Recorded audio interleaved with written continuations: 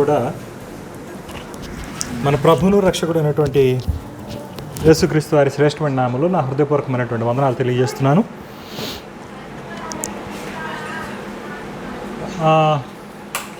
వాస్తవానికి మనకి చాలా గ్యాప్ ఉండటం మూలాన చెప్పాలనుకుంటున్నటువంటి అనేక విషయాలు చెప్పడానికి సమయం అనుకూలించట్లేదు.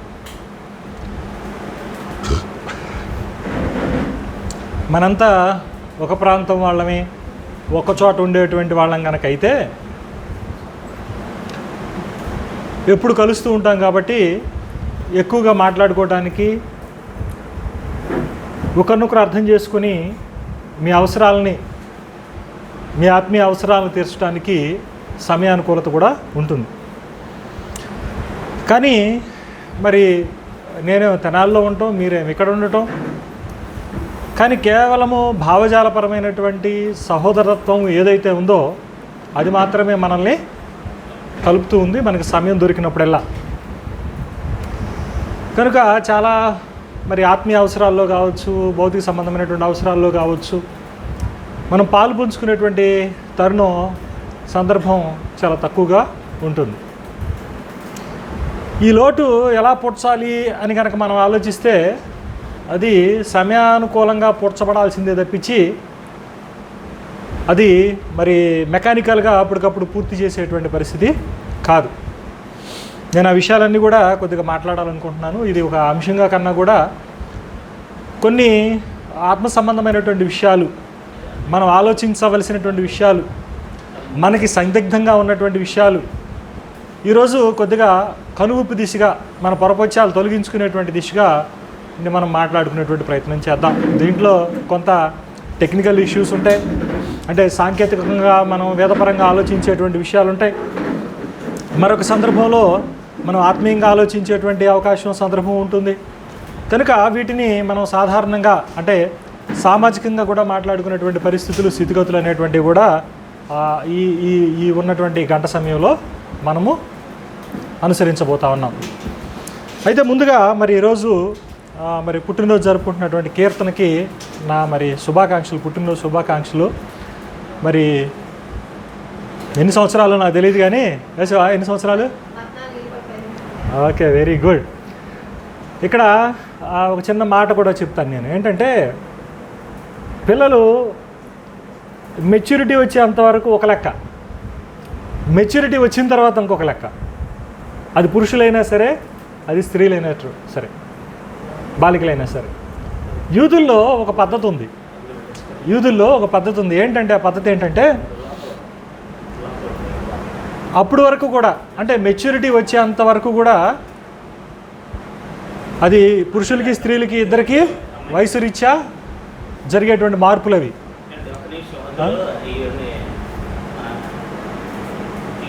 వీటిలోనా మగ పిల్లలు కావచ్చు. అయితే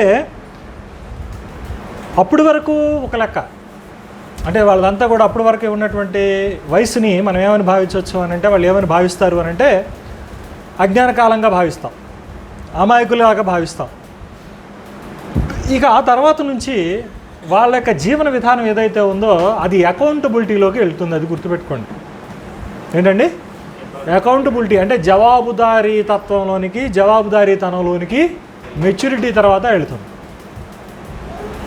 అందుకని కంపల్సరిగా బిడ్డలకి మనం సమాజంలో ఎలా ఉండాలి, మన ఇంటి పద్ధతులు ఏంటి, సంఘం అంటే మన విశ్వాసం, సమాజం యొక్క పద్ధతులు ఏంటి, మనం ఎలాంటి విషయాలు ఎలాంటి జాగ్రత్తలు ఉండాలి అనేటువంటి విషయాలని వీళ్ళకి బోధించాలి. ఏది మంచి, ఏది చెడు, ఇంట్లో పనులేంటి, ఇవన్నీ కూడా నేర్పాలి. వీటి యొక్క బాధ్యత అనేటువంటిది కొద్దిగా ప్రధానంగా తల్లి మీద ప్రధానంగా ఉంటుందన్నమాట.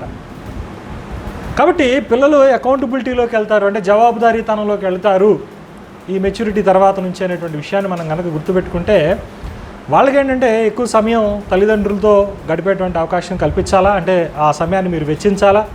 వెచ్చిస్తూ సంఘంలో ఉండాల్సినటువంటి పద్ధతులు చెప్పాలా, కుటుంబంలో ఉండాల్సినటువంటి పద్ధతులు చెప్పాలా, సామాజికంగా మనకు ఎదురయ్యేటువంటి సవాళ్ళ గురించి వాళ్ళకి కొంత చెప్తూ ఉండాలి. అయ్యా మరి పిల్లలు ఇట్లా చేస్తూ ఉంటారు, ఆ పిల్లలు ఎట్లా ఉంటారు, మనం అలా ఉండకూడదు, అలా చేయడం తప్పు, ఇలాగ ఉండాలి, ఒక మౌలికమైనటువంటి దిశానిర్దేశం అనేటువంటిది కూడా పిల్లలకి చేయాల్సినటువంటి అవసరం అనేటువంటిది ఉంటుంది. ఈ విధంగా మన యొక్క భవిష్యత్తు తరాన్ని మనం తీర్చిదిద్దుకోవాల్సినటువంటి అవసరం ఉంటుంది. కానీ ప్రధానంగా గుర్తుపెట్టుకోవాల్సింది ఏంటంటే సమాజం అనేటువంటిది ఈ మెచ్యూరిటీ తర్వాత ప్రతి వారిని కూడా జవాబుదారీగా ఎంచుతుంది అనేటువంటి విషయం గుర్తుపెట్టుకోవాలి. కాబట్టి మరి తల్లిదండ్రులుగా మనందరి మీద ఉన్నటువంటి బాధ్యత భారం అనేటువంటిది మనకు తెలుసు. మనందరూ కూడా పిల్లలు ఉన్నారు. మరి ఇక్కడ పెళ్లి కానటువంటి వాళ్ళు ఎవరు లేరు. అందరూ ఆల్మోస్ట్ ఉన్నటువంటి వాళ్ళందరూ కూడా పెద్దవాళ్ళందరూ కూడా పెళ్లి లేనటువంటి వాళ్ళమే. అందరూ కూడా బిడ్డలు ఉన్నారు. బిడ్డలు కూడా మనతోనే ఉన్నారు ఇక్కడ. కాబట్టి పిల్లల్ని మనం ఎట్లా పెంచాలి అనేటువంటి దాని మీద అక్కడ కొద్దిగా దిశానిర్దేశం అనేటువంటిది నేను చేస్తా ఉన్నాను. ఏదైనప్పటికీ కూడా మరి ఈరోజు కీర్తన పుట్టినరోజు శుభాకాంక్షలు మీరు కూడా చెప్పండి, మీరు కూడా తెలియజేయండి. ఆ బిడ్డ కోసం ప్రత్యేకంగా ప్రార్థన చేయవలసిందిగా కూడా నేను మనవి చేస్తున్నాను. తర్వాత మనం కనుక విషయానికి వస్తే మనం గత వారం లేదా గత క్లాసులో ఏం చెప్పుకున్నాం గుర్తుందా మీకు? బైబిల్ కరెక్ట్గా చెప్పండి. టైటిల్ ఏంది? బైబిల్ ఏం పెట్టుకున్నారు పోయినసారి? అది ప్రస్తుత కాలానికి బైబిల్ అనేటువంటిది. తర్వాత నిన్న ఒక 2 days బ్యాక్ మంచి ఆర్టికల్ కూడా రాసి ఒక 5 పేజీల ఆర్టికల్ కూడా ఫేస్బుక్లో పోస్ట్ చేయడం జరిగింది. వాస్తవానికి అందరూ వస్తే పీడిఎఫ్ తీసి ఇద్దాము అనేటువంటి ఆలోచనతో ఉన్నాను కానీ నేను, బట్ అది కుదరలేదు మరి సమయాభావం వల్ల. దాంట్లో ఏమి డీల్ చేసాం సురేష్? అది నిన్న ఫేస్బుక్లో పీడిఎఫ్ లేదు. టైటిల్ చెప్పండి. క్వశ్చన్ ఏంటి?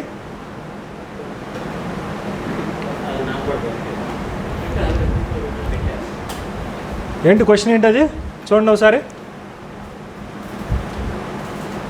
బైబిల్ అనేటువంటిది 2000 సంవత్సరాల క్రిందటి పుస్తకం కదా. మరి నేటి ఆధునిక సమాజంలో బైబిల్ సందేశం అనేటువంటిది ఏ విధంగా చెల్లుబాటు అవుతుంది అనేటువంటి ఒక ప్రశ్నని అక్కడ మనం డీల్ చేయడం జరిగింది. దాంట్లో మనం ఏమని చెప్పడం జరిగింది అని అంటే, బైబిల్లో ఉన్నటువంటి సందేశం ఏదైతే ఉందో ఆ సత్యం అనేటువంటిది ఆ బోధ చేసినటువంటి వ్యక్తి యేసుక్రీస్తు ఎవరైతే ఉన్నారో ఆయన కానివ్వండి, దేవునితో ఉండేటువంటి సంబంధ బాంధవ్యాలు కానివ్వండి, లేదా మనుషులు ఎదుర్కొనేటువంటి సమస్యలు కానివ్వండి, ఇవన్నీ కూడా కాలాతీతం. అంటే ఈ తరానికి సంబంధించిన అనేటువంటి ఏమీ ఉండవు. కాబట్టి అవి కాలాతీతంగా ఉన్నటువంటివి. కాబట్టి ఈ అన్వేషణ, మానవులకు అన్వేషణ కావచ్చు, ఆత్మీయ అవసరాలు కావచ్చు కదా, వీటన్నిటికీ కూడా కంపల్సరిగా బైబిల్ అనేటువంటిది ముందు నుంచి కూడా సమాధానం చెప్తూ ఉన్నటువంటి దార్శనిక గ్రంథం కనుక దాన్ని మనం చూడాల్సినటువంటి అవసరం ఉంది. దాంట్లో ఉన్నటువంటి వర్తమానాన్ని మనం చదవాల్సినటువంటి అవసరం ఉంది అనేటువంటి విషయాన్ని చెప్పడం జరిగింది. తర్వాత ఈరోజు అలాంటిదే ఇంకొక నమూనాను కూడా మనం చూసేటువంటి ప్రయత్నం చేద్దాం. అలాంటిదే ఇంకొక నమూనా కూడా మనం చూద్దాం. నేను ఇది నా సమస్య నేను ఎట్లా ప్రారంభమైంది అనేటువంటి విషయాన్ని కూడా నేను చెప్తాను.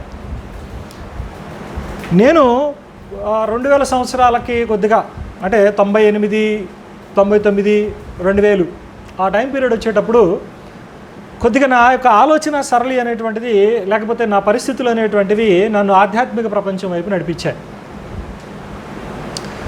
మనందరిలో కూడా ఎవరికొకరికి ఏదో ఒక సమస్య కావచ్చు, లేకపోతే ఒక ఇబ్బంది కావచ్చు, అనారోగ్యం కావచ్చు, లేకపోతే ఒక అన్వేషణ కావచ్చు, ఒక వైరాగ్యం కావచ్చు. ఇవన్నీ కూడా ఏం చేస్తాయంటే ఒక స్పిరిచువల్ అంటే అన్వేషణ దిశగా మనల్ని నడిపిస్తూ ఉంటాయి.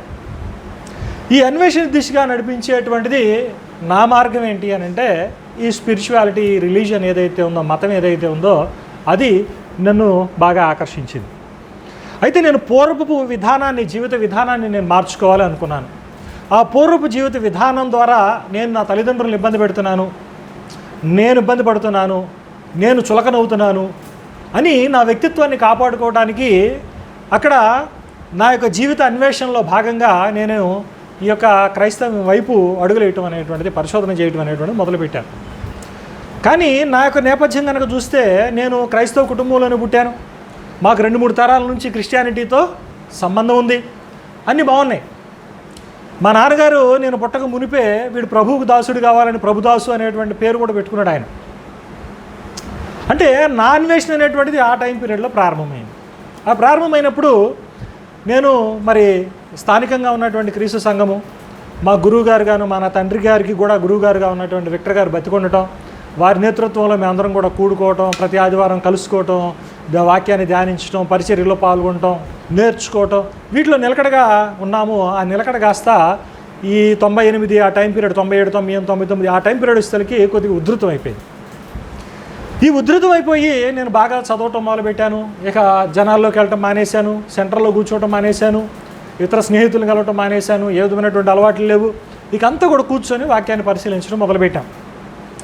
అప్పుడు నాకు క్రీస్తు సంఘం అనేటువంటిది ఒక గొప్ప ఆశ్రయదుర్గంగా కనపడింది. నాకు ఎలా ఉంది? క్రీస్తు సంఘం అనేటువంటిది ఒక మంచి షెల్టర్. వాన పడుతున్నప్పుడు మనం బండి మీద వెళ్తూ ఉన్నాం అనుకోండి, మనకు చిన్న షెల్టర్ కనపడింది అనుకోండి, ఎట్లా ఉంటుంది? అబ్బా, ప్రాణానికి హాయిగా ఉంటుంది. ఆ టైప్లో చక్కగా ప్రాణానికి హాయిగా ఉంది. చక్కగా మరి అక్కడే కూర్చున్నాం, నేర్చుకున్నాం, బాగా మరి పుస్తకాలు వెనకాల పుస్తకాలు చదువుతూ ఉన్నాం, మంచి మంచి ప్రశ్నలు అడుగుతూ ఉన్నాం, సాంప్రదాయక సమాధానాలు తెలుసుకుంటూ ఉన్నాం. అంతా అద్భుతంగా ఉంది. అప్పుడే ఏ స్థితికి వెళ్ళిపోయాము అని అంటే, మన ఆసక్తి ఏ లోతుగా ఉంది అంటే, ఎంత విస్తారంగా ఉంది, ఎంత లోతుగా ఉంది అని అంటే, అక్కడ ఉన్నటువంటి సీనియర్ స్టూడెంట్స్కి కూడా క్లాస్ చెప్పేటువంటి స్థాయిలోకి అప్పుడే వెళ్ళిపోయింది. 2000కి ముందే. అంటే విక్టర్ గారు ప్రధానమైనటువంటి శిష్యులు ఉన్నారు కదా, వాళ్ళు సీనియర్స్, మేమందరం కూడా మీటింగ్ ఉన్నాయనన్నా కలుసుకున్నప్పుడు నేను చాలా చిన్నవాడిని. అప్పుడు నాకైనా అంతా 20లో ఉంటాను నేను.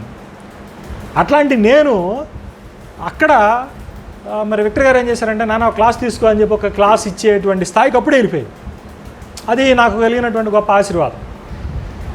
అయితే ఈ పరంపరలోనే ఏమైందంటే, నాకు అది చదువుతూ ఉన్నాను, ఈ ప్రశ్నలు అడుగుతూ ఉన్నాను, ఇది సమంజసంగా అనిపించలేదు, ఇది సమంజసంగా ఉంది అనేటువంటి గందరగోళంలో ఉన్నాను. ఆ టైం పీరియడ్లో నాకు ఒక చిన్న కరపత్రాలు ఇవ్వడం జరిగింది, ఇది చదువు అని.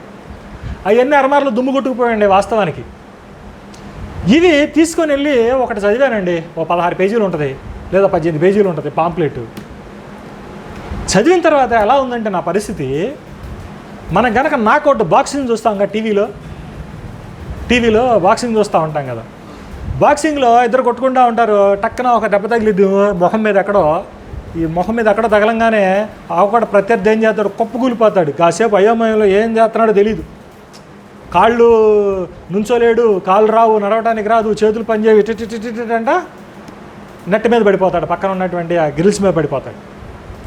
కాసేపు గార్డు వచ్చి లేపుతాడు, మన ఎంపైర్ వచ్చి లేపుతాడు, నీళ్ళు మొహం సరి చేస్తారు, లేపుతారు, 1 2 3 రే అని చెప్పి లేపుతారు. 10 ఒంట్లు లెక్కేసే లోపల రెడీగా ఉండాలి.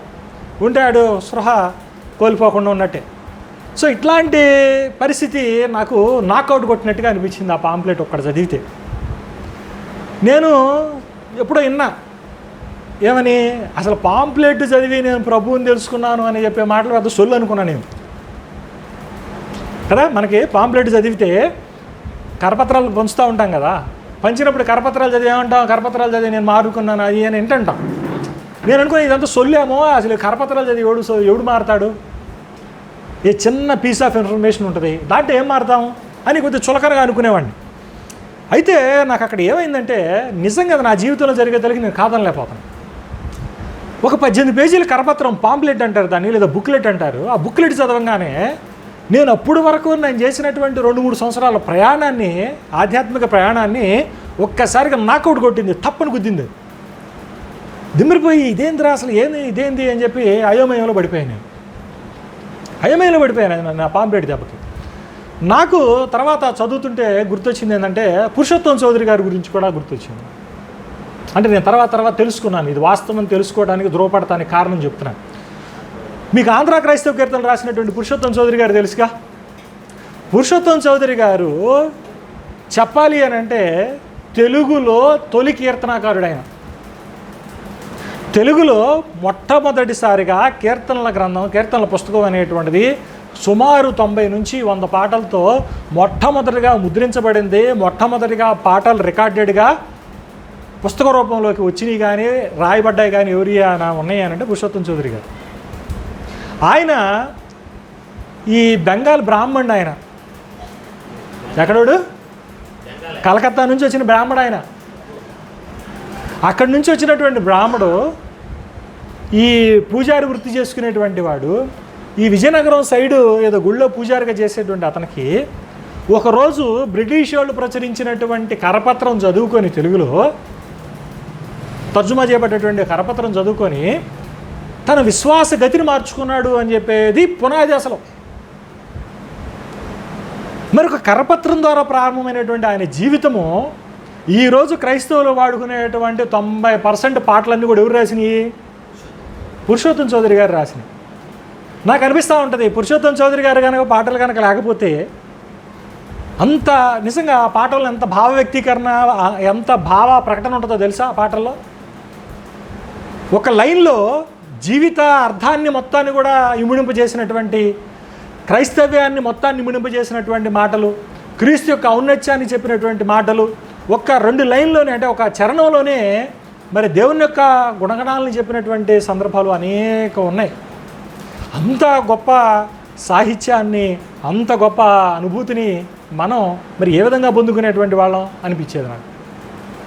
ఇప్పటికి కూడా మన క్రీస్తు సంఘాలని మనం పాడుకునేటువంటి కీర్తన పుస్తకాల్లో కూడా ఆయన పేరేయంగానే మన దౌర్భాగ్యమే, ఆయన గురించి మనం చెప్పుకోగానే ఆయన రాసినటువంటి పాటల్లో కనీసం 70% ఇప్పుడు ఉంటాయి. ఎందుకంటే ఇప్పుడు ఏం చేసుకొచ్చారంటే గ్రాంధికతలో నుంచి సరళతలోకి తీసుకొచ్చేసేసి వాడుక భాషలోకి తీసుకొచ్చి ప్రతోడు పాటలు రాయడం మొదలుపెట్టారు. అట్లా కొద్దిగా మరి వాళ్ళ చేతులకు డబ్బులు వచ్చిన తర్వాత వీళ్ళు రాసినటువంటి పాటలు ముందుకు రావడం వలన అవి కొద్దిగా కనుమరుగవుతున్నాయి, కానీ వాటిని ఎవరు చెక్కు చెదర్చలేరు. వాటిల్లో ఎంత లోతుందో ఒకసారి చూడండి. లోతరన్కి నాకు తెలిసి ఏమన్నా బలం ఉంది, వాళ్ళ దగ్గర ఏమన్నా ఇది ఉంది, మనం వాళ్ళకి హ్యాట్సాప్ చెప్పాలరా ఏమన్నా అనుకుంటే, వాళ్ళకి ఏమన్నా బ్యాక్గ్రౌండ్ ఉంది అని అంటే, నేను మొట్టమొదటిగా చూసేది కీర్తనలే, పురుషోత్తం చౌదరి గారు రాసినటువంటి కీర్తనలు. ఎన్ని పాటలు అండి, అద్భుతమైనటువంటి పాటలు రాశాడు. అద్భుతమైనటువంటి సాహిత్యాన్ని క్రైస్తవ ప్రపంచానికి, మన తెలుగు క్రైస్తవ ప్రపంచానికి ఇచ్చాడు. ఆయన యొక్క సేవ అనేటువంటిది మర్చిపోవటం అంటే మనంత దౌర్భాగ్యంలో ఉన్నాం. అంటే ఆయన రాసినటువంటి మా స్వరకల్పనలో మనం పాటలు పాడుతున్నాం కానీ, దేవుని మహింపరుస్తున్నాం కానీ, మరి ఆ రాసినటువంటి వ్యక్తి ఎవరు అనేటువంటిది కనీసం కృతజ్ఞత కూడా మనలో లేకపోవడం అనేటువంటిది చాలా విచారకరమైనటువంటి సంగతి. ఇప్పుడు తీసుకున్నా సరే, మీరు లూథరన్ కీర్తనల పుస్తకం కనుక తీసుకుంటే దాంట్లో మేజర్ షేర్ అంతా కూడా 60-70% అన్నీ కూడా పురుషోత్తమ చౌదరి గారి పాటలే ఉంటాయి. చాలామంది అనుకుంటారు ఆయన చౌదరి అనుకుంటే పురుషోత్తమ చౌదరి అని ఉంది కదా, చౌదరులేమో అనుకుంటారు. చౌదరి కాదు, ఆయన బ్రాహ్మడు. ఆయన ఎక్కడ బ్రాహ్మడు? బెంగాల్ బ్రాహ్మడు. కాబట్టి కరపత్రంతో ప్రారంభమైనటువంటి జీవితాలు అనేకం ఉన్నాయి. అట్లాంటి దాంట్లోనే నా జీవితం కూడా ఒకటి. అక్కడి నుంచే నేను ప్రిటరిజం లేదా గతికవాద భావజాలం వైపు ఆకర్షితున్నవటం కానీ, ఆ వైపు ద్వారాలు తెరుచుకోవటం కానీ జరిగింది. ఎవరో ఈ వ్యక్తి, కరపత్రం రాసినటువంటి వ్యక్తి, ఏంటి ఇతను ఎట్లా రాశాడు అని చెప్పి నేను ప్రశ్నించాను. రాస్తే అవును ఆయన రాసింది రైటే, అది ఆలోచనాత్మకమైనటువంటిగా ఉంది అని అంటే, అవును అది రైటే అని చెప్పి మా గురువుగారు చెప్పారు. ఇంకేమన్నా ఉండయా అన్నాను. ఒక్కొక్కటి ఆయన ఇస్తూ ఉన్నాడు. ఒక్కొక్కటి ఇంట్లో పేర్చుకుంటా పోయాను. ఎంత కట్ అయింది నాకు, ఎంత కట్ అయింది. మళ్ళీ ఆయనకి తిరిగిలే ఎంత కట్ అయింది. ఆ కట్ట నా దగ్గరే ఉంది. ఇక నేను దీంట్లో సత్యం ఉందని తెలుసుకున్న తర్వాత దీన్ని సమకూర్చుకుంటా నన్ను నేను కట్టుకుంటా పోతా ఉన్నా. ఇంతవరకు బాగానే ఉంది. ఇప్పుడు అసలు సమస్య వచ్చింది. ఏంటో సమస్య తెలుసా? నన్ను నేను కట్టుకుంటూ ఒక్కొక్క మెట్టు పైకి ఎక్కుతూ ఉండగా నా ఆత్మీయ ప్రయాణంలో, ఆధ్యాత్మిక ప్రపంచంలో నేను అప్పుడు దాకా ఉన్నటువంటి ఆశ్రయంగా ఏదైతే క్రీస్తు సంఘం అనుకున్నానో, నాకు అది ఇబ్బందిగాను, అవరోధంగాను నన్ను భావించింది. అది నన్ను ఇబ్బంది పెట్టింది. నేను ఇబ్బంది పడ్డాను దాంతో. ఈ ప్రాబ్లం అనేటువంటిది చాలా చాలా చాలా చాలా కష్టమైనటువంటి ప్రాబ్లం. ఇది నేను 25 సంవత్సరాల క్రిందటే నేను అనుభవించాను. ఈ సమస్యని నేను మీలో చాలామంది అనుభవించడం చూశాను. నేను ప్రధానంగా ఈ సమస్య మన కిషోర్ బ్రదర్ దాఖలు అడుగుతూ ఉంటాడు, దాఖలు బయటపడుతూ ఉంటాడు, దాఖలు సతమతమవుతూ ఉంటాడు ఆయన. ఏది బైబిల్ రెలవెన్సీ, అంటే బైబిల్ అనేటువంటిది మన కాలానికి వర్తిస్తుందా, వర్తించదా? ఒక నెరవేరిన గ్రంథంలో మనం ఎలాంటి మేలులు లేదంటే ఎలాంటి సందేశాన్ని మన జీవితాల్లో అన్వయించడానికి కానీ పాటించడానికి కానీ ఉన్నాయి. నేను ఒంటరిగా ఉన్నాను అనేటువంటి ఆ ఒంటరితనం యొక్క ఆందోళన, ఆ భావన అనేటువంటిది మనల్ని ఈ 3 వెంటాడుతూనే ఉంటాయి. తొలి దశలో క్రైస్తవ ప్రయాణంలో ఎస్పెషల్గా గతివాద భావజనంలోకి వచ్చిన తర్వాత మనం ఎదుర్కొనేటువంటి ఆ ప్రధానమైనటువంటి ఆ 3 సమస్యలు. వాటికి లేటుగా కానివ్వండి, ఎవరో ఒకళ్ళు జవాబు చెప్పాలి, లేటుగా కానివ్వండి, దానికి సరైనటువంటి అవగాహన కల్పించాలి అనేటువంటి ఉద్దేశంతో నేను టైం తీసుకునైనా సరే మరి ఇప్పుడు అంటే లోతుగా చూసిన తర్వాత వీటిని అడ్రస్ చేయాలి, వీటి మీద మాట్లాడాలి అనేటువంటి భావంతో నేను చెప్పాను. ఒకటేంటంటే మనం చెప్పిన తర్వాత దానికి విలువ ఉండదు. వింటారు, విన్న తర్వాత స్ఫూర్తి పొందుతారు, బయటికి వెళ్ళంగానే మర్చిపోతారు. ఎట్లా ఉంటుందంటే రాతి నేలను పడ్డటువంటి విత్తనంలాగా మిగిలిపోతుంది. కానీ ఎప్పుడైతే మనం అది రాస్తామో, ఎప్పుడైతే అది పుస్తక రూపంలోకి వెళుతుందో, ఎప్పుడైతే అది వీడియో రూపంలోకి వెళుతుందో అది పదిలంగా ఉంటుంది. ఇప్పుడు ఈరోజు కాకపోతే రేపైనా, రేపు కాకపోతే ఎల్లుండైనా, నీకు కాకపోతే అలాంటి సమస్యను ఎదుర్కొనేటువంటి మరొకటికైనా సరే అవి ఆదరణగాను మార్గదర్శకత్వంగాను ఉంటాయి అనేటువంటి విషయాన్ని తెలుసుకొని నేనేం చేస్తున్నానంటే అలాంటి కీలకమైనటువంటి వచ్చినప్పుడు ఏమంటే ఒక ఆర్టికల్ PDF లాగా చేయటమో, ఏదైనా చిన్న వ్యాసం రాయటమో, ఒక పోస్ట్ పెట్టడమో చేస్తూ ఉంటాను. ఆ పోస్ట్ పెట్టడం వల్ల ఫేస్బుక్ ప్రతి సంవత్సరం ఇది గుర్తు చేస్తూ ఉంటుంది. ఆహా, నిజం ఎట్లాంటిది ఉంది కదా అనేటువంటిది సంగతి మనకే గుర్తొస్తూ ఉంటుంది. మనల్ని మనం అప్డేట్ చేసుకోవడానికి, లేదంటే ఇతరులని అప్డేట్ చేయడానికి దోహదపడతాయి అనేటువంటి ఉద్దేశంతో ఆ గత వారం కానివ్వండి, మన PDF కానివ్వండి, ఈరోజు క్లాస్ కానివ్వండి చెప్పడం జరుగుతుంది. అయితే ఇక్కడ పాయింట్ చూడండి. ఇప్పుడు నేనేమవుతుంది, నా ఆలోచన సరళ ఏమవుతుంది, సాంప్రదాయకంగా ఒక భావజాలంలో ఉన్నాం, అంటే ఒక ఆలోచన పరిధిలో ఉన్నాం. ఈ ఒక్కసారిగా ఈ ఆలోచనలో నుండి ఈ ఆలోచన విధానం తప్పు అని ఎప్పుడైతే నేను తెలుసుకున్న తర్వాత ఇక్కడ నుంచి నన్ను ఏం చేస్తున్నాను, నన్ను నేను కట్టుకుంటూ పోతున్నా. మీకు అర్థమవుతుంది? ఆ డైరెక్షన్లో కట్ చేయి. ఆ డైరెక్షన్లో నేనేం చేస్తున్నాను, కట్టుకుంటా పోతున్నా. వాస్తవానికి నాలో ఏం జరుగుతుంది అనేది మీరు ఎప్పుడైనా గమనించారా? మీలో ఏం జరుగుతుంది అనేటువంటి విషయాన్ని గమనించారా మీరు? ఏం జరుగుతుంది? ఆ మార్పు ఏ డైరెక్షన్లో ఉంది? ఇది మీ పర్సనల్ గ్రోత్ డైరెక్షన్లో ఉంది అనేటువంటి విషయాన్ని మర్చిపోవద్దు. నేను చెప్పే మాట మళ్ళీ జాగ్రత్తగానండి. మీరు డెవలప్ అవుతున్నారు, అక్కడ మీరు వ్యక్తిగతంగా ఏం చేస్తున్నారు, అభివృద్ధి చెందుతూ ఉన్నారు, మెట్లు ఎక్కుతున్నారు అనేటువంటి సంగతి మీరు మొట్టమొదటిగా మర్చిపోకూడదు. మీరు ఎప్పుడైతే మర్చిపోతున్నప్పుడు నేను ఒంటరిని అనేటువంటి భావన వస్తూ ఉంటుంది. ఏంటండి, ఏం భావన వస్తుంది? ఒంటరిని అయిపోయాను నేను, ఒంటరిగా ఉన్నాను నేను, నాకు తోడు లేరు అనేటువంటి భావన ఉంటుంది. కానీ అది నిన్ను నువ్వు కట్టుకోవటానికి నీకు దొరికినటువంటి ప్రశస్తమైనటువంటి సమయంగా నువ్వు తెలుసుకోకపోతే నువ్వు వెనుకకి వెళ్ళిపోయేటువంటి ప్రమాదం అనేటువంటిది ఉన్నది. అర్థమవుతుందా? ఇప్పుడు నేనేమవుతున్నాను, ఇప్పుడు ప్రభు రాకడికి సంబంధించినటువంటి అంశమే తీసుకోండి. మన గతివాదానికి అదే కదా మన ప్రధానమైనటువంటి బెడ్. దీంట్లో సాంప్రదాయకవాదంలో ఉన్నటువంటి డొల్లతనం మనం తెలుసుకున్నాం.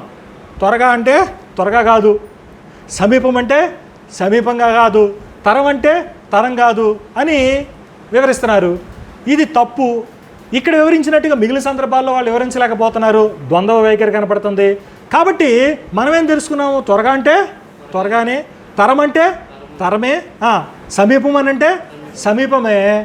మరి ఇవన్నీ కూడా సందర్భ సహితంగా మొదటి శతాబ్దానికి సంబంధించినవి అనేటువంటి విషయాన్ని మనం స్పష్టంగా తెలుసుకున్న తర్వాత మనం ఏం చేస్తున్నాం అంటే ఇట్లా ఉన్నటువంటిది కాస్త మన ప్రయాణంలో ఏమైంది, ఇప్పుడు ఇట్లా పడ్డాం. ఇది మనం ఏం చేస్తున్నాం అంటే మెల్లిమెల్లిగా కట్టుకుంటున్నాం. అంటే ఏం చేస్తున్నాము, ఇప్పుడు ఉదాహరణకి ఇంట్లో మార్పులు చేర్పులు చేస్తూ ఉంటాం, తెలుసు కదా మనకి. మార్పులు చేస్తూ ఉంటాం కదా, ఇంట్లో మార్పులు వస్తూ ఉంటాయి. ఉదాహరణకి ఎవడో సిద్ధాంతి వచ్చాడు, లేదంటే ఏదో వచ్చి నేను మొన్న మీకు ఎందుకు ఉదాహరణ చెప్తాను చూడండి. ఒక అతను ఏం చేశారంటే కొత్తగా అపార్ట్మెంట్ తీసుకుంటున్నాడు. ఆ ఎదురు అపార్ట్మెంట్ వాడు దాదాపు 50 లక్షల అపార్ట్మెంట్కి ఇంకొక 15 లక్షలు పెట్టి అద్భుతంగా తీర్చిదిద్దుకున్నాడు. నేను ఎవరితో అయితే వెళ్ళానో ఆ అబ్బాయి ఇప్పుడు ఏం చేస్తున్నాడంటే, అబ్బాయి 50 లక్షలు పెట్టి అపార్ట్మెంట్ కొంటున్నాడు, అపార్ట్మెంటు. కానీ అతను కొనే టయానికి బిల్డింగ్ అంతా కూడా రెడీ అయిపోయింది. అంటే మార్పులు చీర్పులు చేసుకోవడానికి ఏమీ లేదు. ఒక ప్లాన్ ప్రకారం, ఒక ప్లాన్లో బిల్డింగ్ నిర్మాణం అంతా జరిగిపోయింది. 2 bedroom flat, 3 bedroom flat fix. చూద్దు అని రా అన్న అని తీసుకెళ్ళాడు. వెళ్ళాను, చూసాం, బాగుందనుకున్నాం. అన్న వాడు పూజ గది పెట్టలేదన్నా అన్నాడు. వాళ్ళు హిందువులు. వాడు ఎక్కడిచ్చాడు పూజ గది అని చూస్తే, వాడు ఇచ్చినటువంటి ప్లేస్, అంటే ఇక్కడ పూజ గది పెట్టుకోవచ్చు అన్న ప్లేస్ దగ్గర బాత్రూమ్ వస్తుంది. అంటే పూజ గది పక్కన బాత్రూమ్ ఉంటుంది. సో వీడికి ఏం చేశాడంటే, ఇక్కడ పూజ గది కనుక వచ్చే లెక్క అయితే పక్కన బాత్రూమ్ ఉంది కాబట్టి అది పద్ధతి కాదు, కాబట్టి దీన్ని మార్చాలి అనుకున్నాడు. ఇప్పుడు పూజ గదికి డైరెక్షన్ మార్చాడు. అక్కడ ఆల్రెడీ ఒక అమెరికాలో ఉంది బిల్డింగ్ అంతా కూడా. ఫ్లాట్ అంతా కూడా ఎట్లా ఉంది, ఒక అమెరికాలో ఉంది. ఇక్కడ టీవీ వస్తుందండి, అదొక రూమ్ అండి, ఇదొక రూమ్ అండి, దాని బాత్రూమ్ అదండి, దీని బాత్రూమ్ ఇదండి, ఇది హాల్ అండి, ఇది వరండా అండి, ఇది టీవీ ప్లేస్ అండి, ఇక్కడ టీవీ పెట్టుకుంటామండి మనం, డిష్ టీవీ, ఇక్కడ సోఫా సెట్ వేస్తాం. అన్నీ ఏం చేశారు, ఒక డిజైన్ నిర్మాణంలో ఉన్నాయి. ఇప్పుడు ఈ నిర్మాణంలో ఉన్న తర్వాత ఇప్పుడు అతనికి పూజ గది అనేటువంటిది ప్రాముఖ్యత అయిపోయిన తర్వాత, అతని భార్య భక్తిపరురాలు అయిన తర్వాత, ఈ పూజ గది ఇక్కడ కాదు, నేను వేరే చోట పెట్టాలి, నేను ఇక్కడ పెట్టాలి అనుకున్నాడు. ఇప్పుడు ఈ డైరెక్షన్లో ఉంటే కరెక్ట్, ఈశాన్యంలో ఉంటే కరెక్ట్, ఆగ్నేయంలో ఉంటే కరెక్ట్ ఏదో అనుకున్నాడు. ఈ అనుకున్న తర్వాత ఇప్పుడు ఇక్కడికి తీసుకొచ్చి పెట్టాలి అని అంటే ఎన్ని మార్పులు చేయాల్సి వస్తుంది అనుకుంటున్నారు? టీవీ ప్లేస్ మారిద్ది. టీవీ ప్లేస్ మారి ఇటు పెట్టాలంటే ఆడ ఆల్రెడీ ఉన్నటువంటిది సోఫా సెట్ మార్చాలి. సోఫా సెట్ మార్చి ఇటు పెట్టామనుకోండి, సోఫా సెట్ డిజైన్లో మార్పు రావచ్చు, ఎందుకంటే ఆ పక్కన గది తలుపు ఉంటుంది. ఇట్లాగా అరమరికర మొత్తం కూడా ఏమవుతుంది, తారుమారు అవుతుంది. ఈ తారుమారు అవడానికి సిద్ధంగా లేరండి జనాలు. మార్పు కావాలి. నేను చెప్పింది అర్థమవుతుందా? ప్రాబ్లం అర్థమవుతుందా? ఏం కావాలి? పూజ గది కావాలి. ఇది సత్యమే. ఇప్పుడు ఈ పాతది అరమర్చుకోవాలి, మళ్ళీ తిరిగి ఆర్డర్లో పెట్టుకోవాలి, తిరిగి తీసుకొచ్చి కొత్త దానానికి అనుకూలంగా పెట్టుకోవాలి అని అంటే వీళ్ళ పని అవ్వట్లేదు. ఇది ప్రధానమైనటువంటి ప్రాబ్లం అండి. అసలు ఇది ఏ స్థాయి ప్రాబ్లం అంటే నాకు గుర్తు రావట్లేదు, కానీ ప్రభువారు మంచి ఉపమానం చెప్పాడు దాని మీద. అసలు ఎవడైనా ఒక గోపురాన్ని కానీ లేకపోతే ఎవడైనా సరే ఒక యుద్ధానికి కానీ వెళ్ళాలి అని అనుకుంటే వాడు కూర్చొని ఏం చేయాలా, వాడు స్ట్రాటజికల్ ఎనాలిసిస్ చేసుకోవాలి. లోకాసు వార్త 14వ అధ్యాయము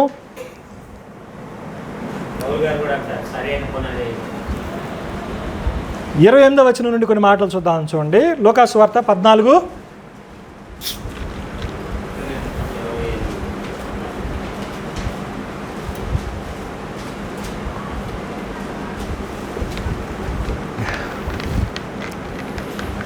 మీలో ఎవడైనను, లూకా 14:28, మీలో ఎవడైనను ఒక గోపురము కట్టింపగోరిన ఎడల దానిని కొనసాగించుటకు కావలసినది తన యొద్ద ఉన్నదో లేదో అని కూర్చుండి తగులబడి మొదట లెక్క చూచుకొనడా? అది ఏం చేయాలి ఇప్పుడు?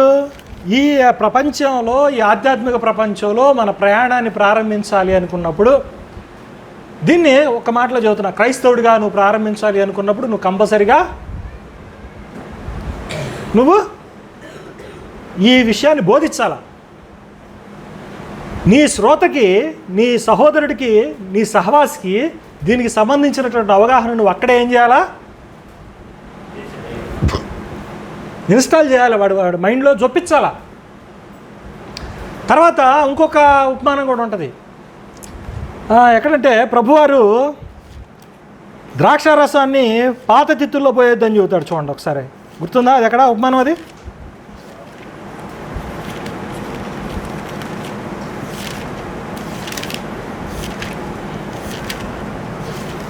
గుర్తుందా ఎవరికన్నా? అది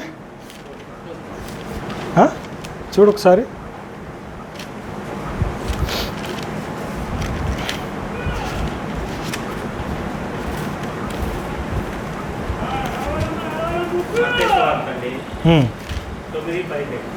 యా, కరెక్ట్గా తీశాను, మీరు కరెక్ట్గా చెప్పారు.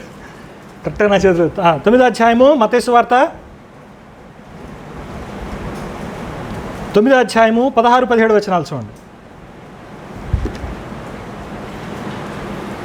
మత్తయి సువార్త 9వ అధ్యాయము 16-17 వచనాలు చూడండి. ఎవడును ఈ 2 వచనాలు మీ మనసులో నాటుకోండి, బలంగా గుర్తుపెట్టుకోండి. మొట్టమొదటిగా ఈ వచనం, తర్వాత ఆ వచనం దగ్గరికి వెళదాం. ఇప్పుడు చూడండి ఏమంటున్నాడు చూడండి. ఎవడును పాత బట్టకు క్రొత్త బట్ట మాసిక వేయడు. ఇది ప్రధానంగా గతికవాద భావజాలం గురించి తెలుసుకొని మనిషి వైదొలగటానికి ప్రధానమైనటువంటి కారణం అండి ఇది, ఈ సూత్రం. మనలో మనం చాలామందిని చూసాం. అసలు క్రైస్తవ ప్రయాణం స్టార్ట్ చేసిన తర్వాతే, ఇప్పుడు మన బ్రదరే ఉన్నాడు, వాళ్ళ నేపథ్యం, వాళ్ళ కులం కావచ్చు, వాళ్ళ మతం కావచ్చు, విశ్వాసాలు కావచ్చు, వృత్తులు కావచ్చు వేరు. ఒక్కసారిగా అతడు క్రైస్తవం వైపు ఆకర్షితుడయ్యాడు. ఆకర్షితుడు అవగానే ఆయనకి మరి ఎలాంటి సమస్యలు వచ్చి ఉంటాయి అంటారు? తల్లిదండ్రులు చక్కగా దండేసి తిరుపతి పోతున్నాం అన్నట్టుగా జోగెత్తమన్నారు ఆయన్ని. ఆయన అభినందించి సాల్వ కప్పి వెళ్ళారా? ఏం చేస్తుంటారు? ఆయన ఎప్పుడైతే తన ఐడెంటిటీని క్రైస్తవునిగా నిలదొక్కునేటువంటి ప్రయత్నం చేస్తున్నాడో అప్పుడు ఇటు సైడ్ నుంచి రాళ్ళు పడటం అనేటువంటిది సర్వసాధారణమైనటువంటి విషయం. అంతేకాకుండా వివక్షత వస్తుంది, అవమానం వస్తుంది, ఇబ్బందులు వస్తాయి. ఒక మాట చెప్పాలంటే వాళ్ళ కొన్ని ఫంక్షన్లో పిలవటమే మానేస్తారు, అవునా కదా? ఒంటరితనం స్టార్ట్ అవుతుంది. ఈ ఒంటరితనం స్టార్ట్ అవగానే వాస్తవానికి ఒంటరితనానికి ఆయన కనుక భయపడి ఒంటరితనాన్ని కనుక చూసుకున్నట్టయితే ఈ ఈ ఎన్నాళ్ళు 25 ఏళ్ళ నుంచి ఉన్నారు బ్రదర్ మీరు? 23 ఏళ్ళు, అంటే 20 ఏళ్ళ ప్రయాణం జరిగేదంటారా? మీకు అర్థమవుతుందని నేను చెప్పిన పాయింట్. ఇది చాలా క్రూషియల్ పాయింట్ అండి. ఇది మనకి తెలిసినట్టుగా ఉంటుంది కానీ దాన్ని ప్రాక్టికల్గా డిస్కస్ చేయనంత వరకు కూడా, మనం చర్చించినంత వరకు కూడా బహిర్గతంగా దీనికి సంబంధించినటువంటి సరైనటువంటి అవగాహన అనేటువంటిది, మార్పు అనేటువంటిది రాదు. అవగాహన కలగదు, మార్పు రాదు. ఆయన ఆ రోజే తన ప్రయాణాన్ని కనుక ఆపుకున్నట్టయితే తర్వాత క్రైస్తవుడిగా ఎన్నేళ్ళు ప్రయాణం చేయగలిగేవాడా? గతికవాద భావజాలం గురించి తెలుసుకోగలిగేవాడా? అంతేకాకుండా తన యొక్క వ్యక్తిత్వాన్ని కాపాడుకోగలిగేవాడా? ఒకసారి ఆలోచించండి. కాబట్టి డెఫినెట్గా మనం ఏంటి అని అంటే, వచ్చేటువంటి వాళ్ళకి ఈ సవాళ్ళు ఎదుర్కోవాల్సినటువంటి పరిస్థితి ఉంటుంది. అందుకే నేను ఒక మాట చెప్తా, ఏమంటాను తెలుసా? ఇంత సవాళ్ళని ఎదుర్కొనేటువంటి సామర్థ్యం అనేటువంటిది ప్రతి వాడికి ఉండదు. అందుకని ఫోకస్ ఆన్ యంగ్ జనరేషన్ అని చెప్తాను. నేను చెప్తాను యంగ్ జనరేషన్ అంటే భావితరం మీద మీరు దృష్టి పెట్టండి, యవ్వన బిడ్డల మీద దృష్టి పెట్టండి. ఇప్పుడు చెప్పండి, ఇక్కడ ఉన్నటువంటి బిడ్డలకి చెప్పండి, వాళ్ళు న్యూ స్టార్ట్ అవుతున్నారు కాబట్టి మరి మొక్కగానే ఉన్నప్పుడే మనం వాళ్ళని కనుక ఉంచితే మనకు కావలసినటువంటి రూపురేఖల్లో వాళ్ళు పెరుగుతారు, ఎదుగుతారు వాళ్ళు. కాబట్టి ఈ సూత్రాన్ని దృష్టిలో పెట్టుకొని నేనేం చేస్తున్నాను, యంగ్ జనరేషన్ మీద దృష్టి పెట్టండి అని చెప్తున్నాను. నా దృష్టి కూడా వాళ్ళకే ఉంది. నేను చాలామంది కొన్ని టాపిక్స్ డిస్కస్ చేద్దాం అనుకుంటున్నాం, బహిరంగ చర్చకి పిలుస్తున్నాం, డిబేట్ చేస్తారా, వస్తారా? ఫస్ట్ ఫేజ్లో భలే వెళ్ళా, నేను గెలికెళ్ళా. తర్వాత ఫేజ్లో వాళ్ళు నన్ను గెలుగుతున్నా కానీ, అరే మీకు అర్థం చేసుకునే స్థాయి లేదు, నా సమయాన్ని నేను వృధా చేసుకోలేను, నువ్వు మార్పు స్వీకరించలేవు, ఉన్నటువంటి సత్యాన్ని గమనించలేవు, నీతో నాకు వాదన చేసే బదులు ఇంకొక పేజీ చదువుకొని, లేదంటే కొత్త పుస్తకాన్ని చదువుకొని దాంట్లో ఉన్నటువంటి జ్ఞానాన్ని, లేదా బైబిల్లో ఉన్నటువంటి జ్ఞానాన్ని మరింత రెట్టింపు చేసుకునే దిశగా, లేదా నా ప్రయాణంలో నేను కట్టబడే దిశగా పోవాలి అనేటువంటి డైరెక్షన్లోకి నేను వెళ్ళిపోయాను. ఇది మనం మొట్టమొదటిగా తెలుసుకోవాలి. యంగ్ జనరేషన్ మీద ఎందుకు ఫోకస్ పెట్టాలి? Because they are fresh, they are open. వాళ్ళ ఆలోచన ఎట్లా ఉంటుంది? ఓపెన్గా ఉంటుంది, స్వీకరించడానికి సిద్ధంగా ఉంటారు, ఆలోచించడానికి సిద్ధంగా ఉంటారు. కానీ ఆల్రెడీ నువ్వు అమర్చబడి ఉన్నావు కదా, నువ్వు పెంతుకోస్తు బోధలోనో, క్రీస్తు సంఘం బోధలోనో, లోతరను బోధలోనో, విగ్రహారాధనలోనో, లేకపోతే అన్య మతంలోనో ఏదో ఒక దాంట్లో నువ్వేమన్నావు, అప్పటికీ అమర్చబడి ఉన్నావు. ఈ అరమరికని ఏం చేయాలి ఇప్పుడు? దెబ్బ తీసుకునేటువంటి స్థితిగతుల్లో నువ్వు లేవు. మన బాడీ అంతా కూడా ఏమైపోయింది? దానికి ఆటో ట్యూన్ అయిపోయింది. మన మసిల్ మెమరీ కూడా డెవలప్ అయిపోయింది. మసిల్ మెమరీ అంటే ఏందనుకున్నారు? మనం పోతూ ఉంటాం, ఇట్లా బండి మీద పోతూ ఉంటాం. బండి మీద పోతూ ఉండేటప్పుడు ఆర్ను స్విచ్ చేయడం ఉందని చూస్తామేందిట, సిగ్నల్ వేయాలి. మనం సిగ్నల్ స్విచ్ చేయడం ఉందని చూస్తాం ఏంది, ఇటు చూసుకుంటావా ఏంది? అసలు నువ్వు అంత దూరంలో బండి చూస్తే నువ్వు దీన్ని చూసి ఇక్కడ 5-6 స్విచ్లు ఉండి 5-6 స్విచ్లు ఏ స్విచ్ అని కూడా అవసరంలా నీకు. ఇప్పుడు మీరు నా బండి గమనించండి, నా వెనక లెఫ్ట్ సైడ్ ఎన్ని స్విచ్లు ఉంటాయో చూడండి. బ్లూటూత్ స్విచ్లు కూడా ఉంటాయి ఆడ. ఇన్ని స్విచ్ల్లో నేను ఆటోమేటిక్గా ఏ స్విచ్ చేయాలి అనేటువంటిది ఒక సెకండ్ కూడా ఆలోచించకుండానే నా ఏలు ఏం చేస్తుందంటే గుర్తించి వేసేసిద్ది. సిగ్నల్ ఉంటుంది, పాస్ ఉంటుంది, లైట్ వేసే పాస్ ఉంటుంది, బ్లూటూత్ స్విచ్లు ఉంటాయి, సిగ్నల్ స్విచ్ ఉంటుంది, హార్న్ ఉంటుంది. ఇవన్నీ కూడా ఎట్లా అవుతుంది? Muscle memory. నా ఏలు అక్కడ ఉన్నటువంటి సిచ్యువేషన్, అక్కడ నా మైండ్ సెకండ్లో నా ప్రమేయం కూడా నేను చర్చను కూడా చర్చించకుండా నా మనసుతో ఏమైపోద్ది? ఇది పలానా స్విచ్, ఇది పలానా స్విచ్ అని నా ఇది కూడా నా ఏలు కూడా అంటే నా మజిల్, నా కండరం కూడా గుర్తిస్తుంది. ఏం చేస్తుందండి? నా కండరం కూడా గుర్తిస్తుంది.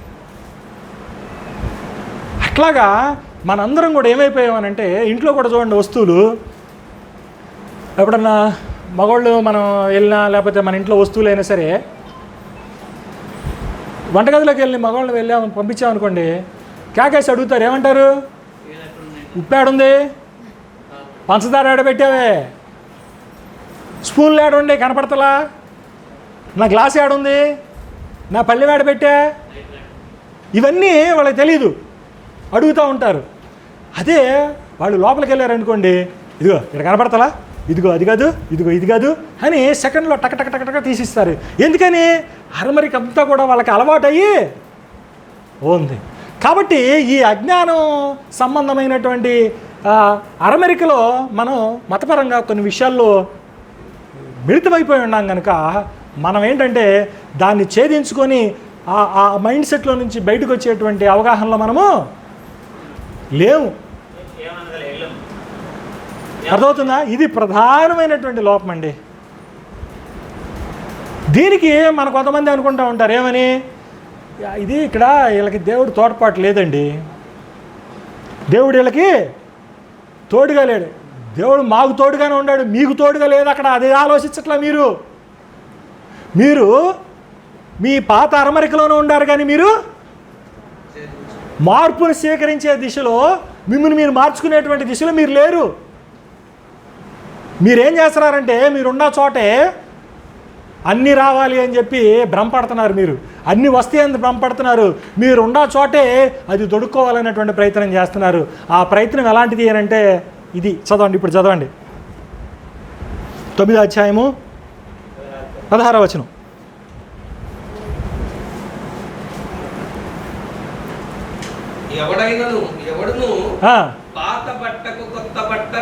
ఇక్కడ నిబంధన పరంగా మాట్లాడుతున్నాడండి. ఇప్పుడు వాళ్ళందరూ కూడా ఏ నిబంధన కింద ఉన్నారు? పాత నిబంధన కింద ఉన్నారు. పాత విధానాల్లో వాళ్ళు ఉన్నారు. ఇప్పుడైతే ఏమవుతుందంట? పాత బట్టకు ఎవడును కొత్త మాసిక వేయుడు అని అన్నాడు. ఇప్పుడు ఈ పాత బట్టను ఇట్టగా పెట్టుకొని ఇదే చేస్తా మెస్సియాని తీసుకొచ్చి, మెస్సియా బోధనలు తీసుకొచ్చి దీంట్లో కలుపుకోవాలంటే అటు కుదిరిద్ది. నువ్వు భవిష్యవాదంలో ఈదుతున్నావు, భవిష్యవాదంలో మునకలేస్తున్నావు ముక్కు చెవులు మూసుకొని. నీకు గతికవాదం చెబితే ఎట్టుంటుంది? ఎలా ఉంటుంది? రిజల్ట్ ఏంటో చూద్దాం. చూడండి రిజల్ట్ ఏంటంట.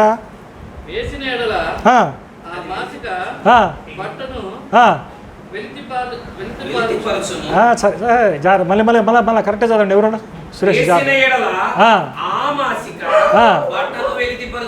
ఆ మాసిక ఏం చేస్తుంది? అందుకనే మనల్ని విమర్శించేటువంటి వాళ్ళు ఎవరై ఉంటారు? ఈ పొరపాటు చేసేవాళ్ళు అయి ఉంటారు. నేను పేర్లు చెప్పడం కాదు, ఈ మధ్యలో తారసపడి మనల్ని వ్యతిరేకించారు, మనల్ని విమర్శించారు అని కొన్ని మాటలు కొన్ని వింటూ ఉంటాం మనం. మనలో ఉండేవాళ్ళు వేధించి పక్క వెళ్తారు. ఎందుకు వెళ్తారు?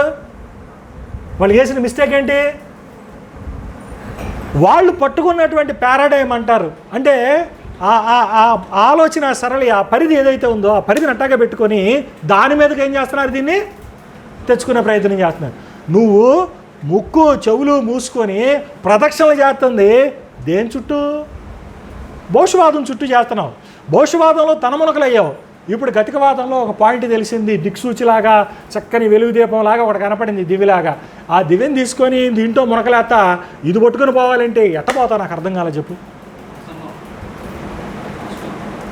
పైగా ఇది క్యారీ చేసేటువంటి వాళ్ళు అజ్ఞానం ఎక్కువగా కనపడతా ఉంటుంది. అట్లా హ్యాండిల్ చేసేటువంటి వాళ్ళు ఏం కనపడిద్ది అంటే ఒక సామెత ఒకటి ఉంది, ముండా కాదు ముత్తైదు కాదు అంటారు. ఇంటి కూడికి బంది కూడికి చెడ్డాడు అంటారు. అంటే ఏంటిది? మనకి బైబిల్ భాషలో చెప్పాలంటే నులివెచ్చగా అంటాం. ఏం చెప్పాలండి? ఆడు చల్లగుండాడని చెప్పాలా, వేడిగుండాడని చెప్పాలా? అవి వేడి అంటానికా?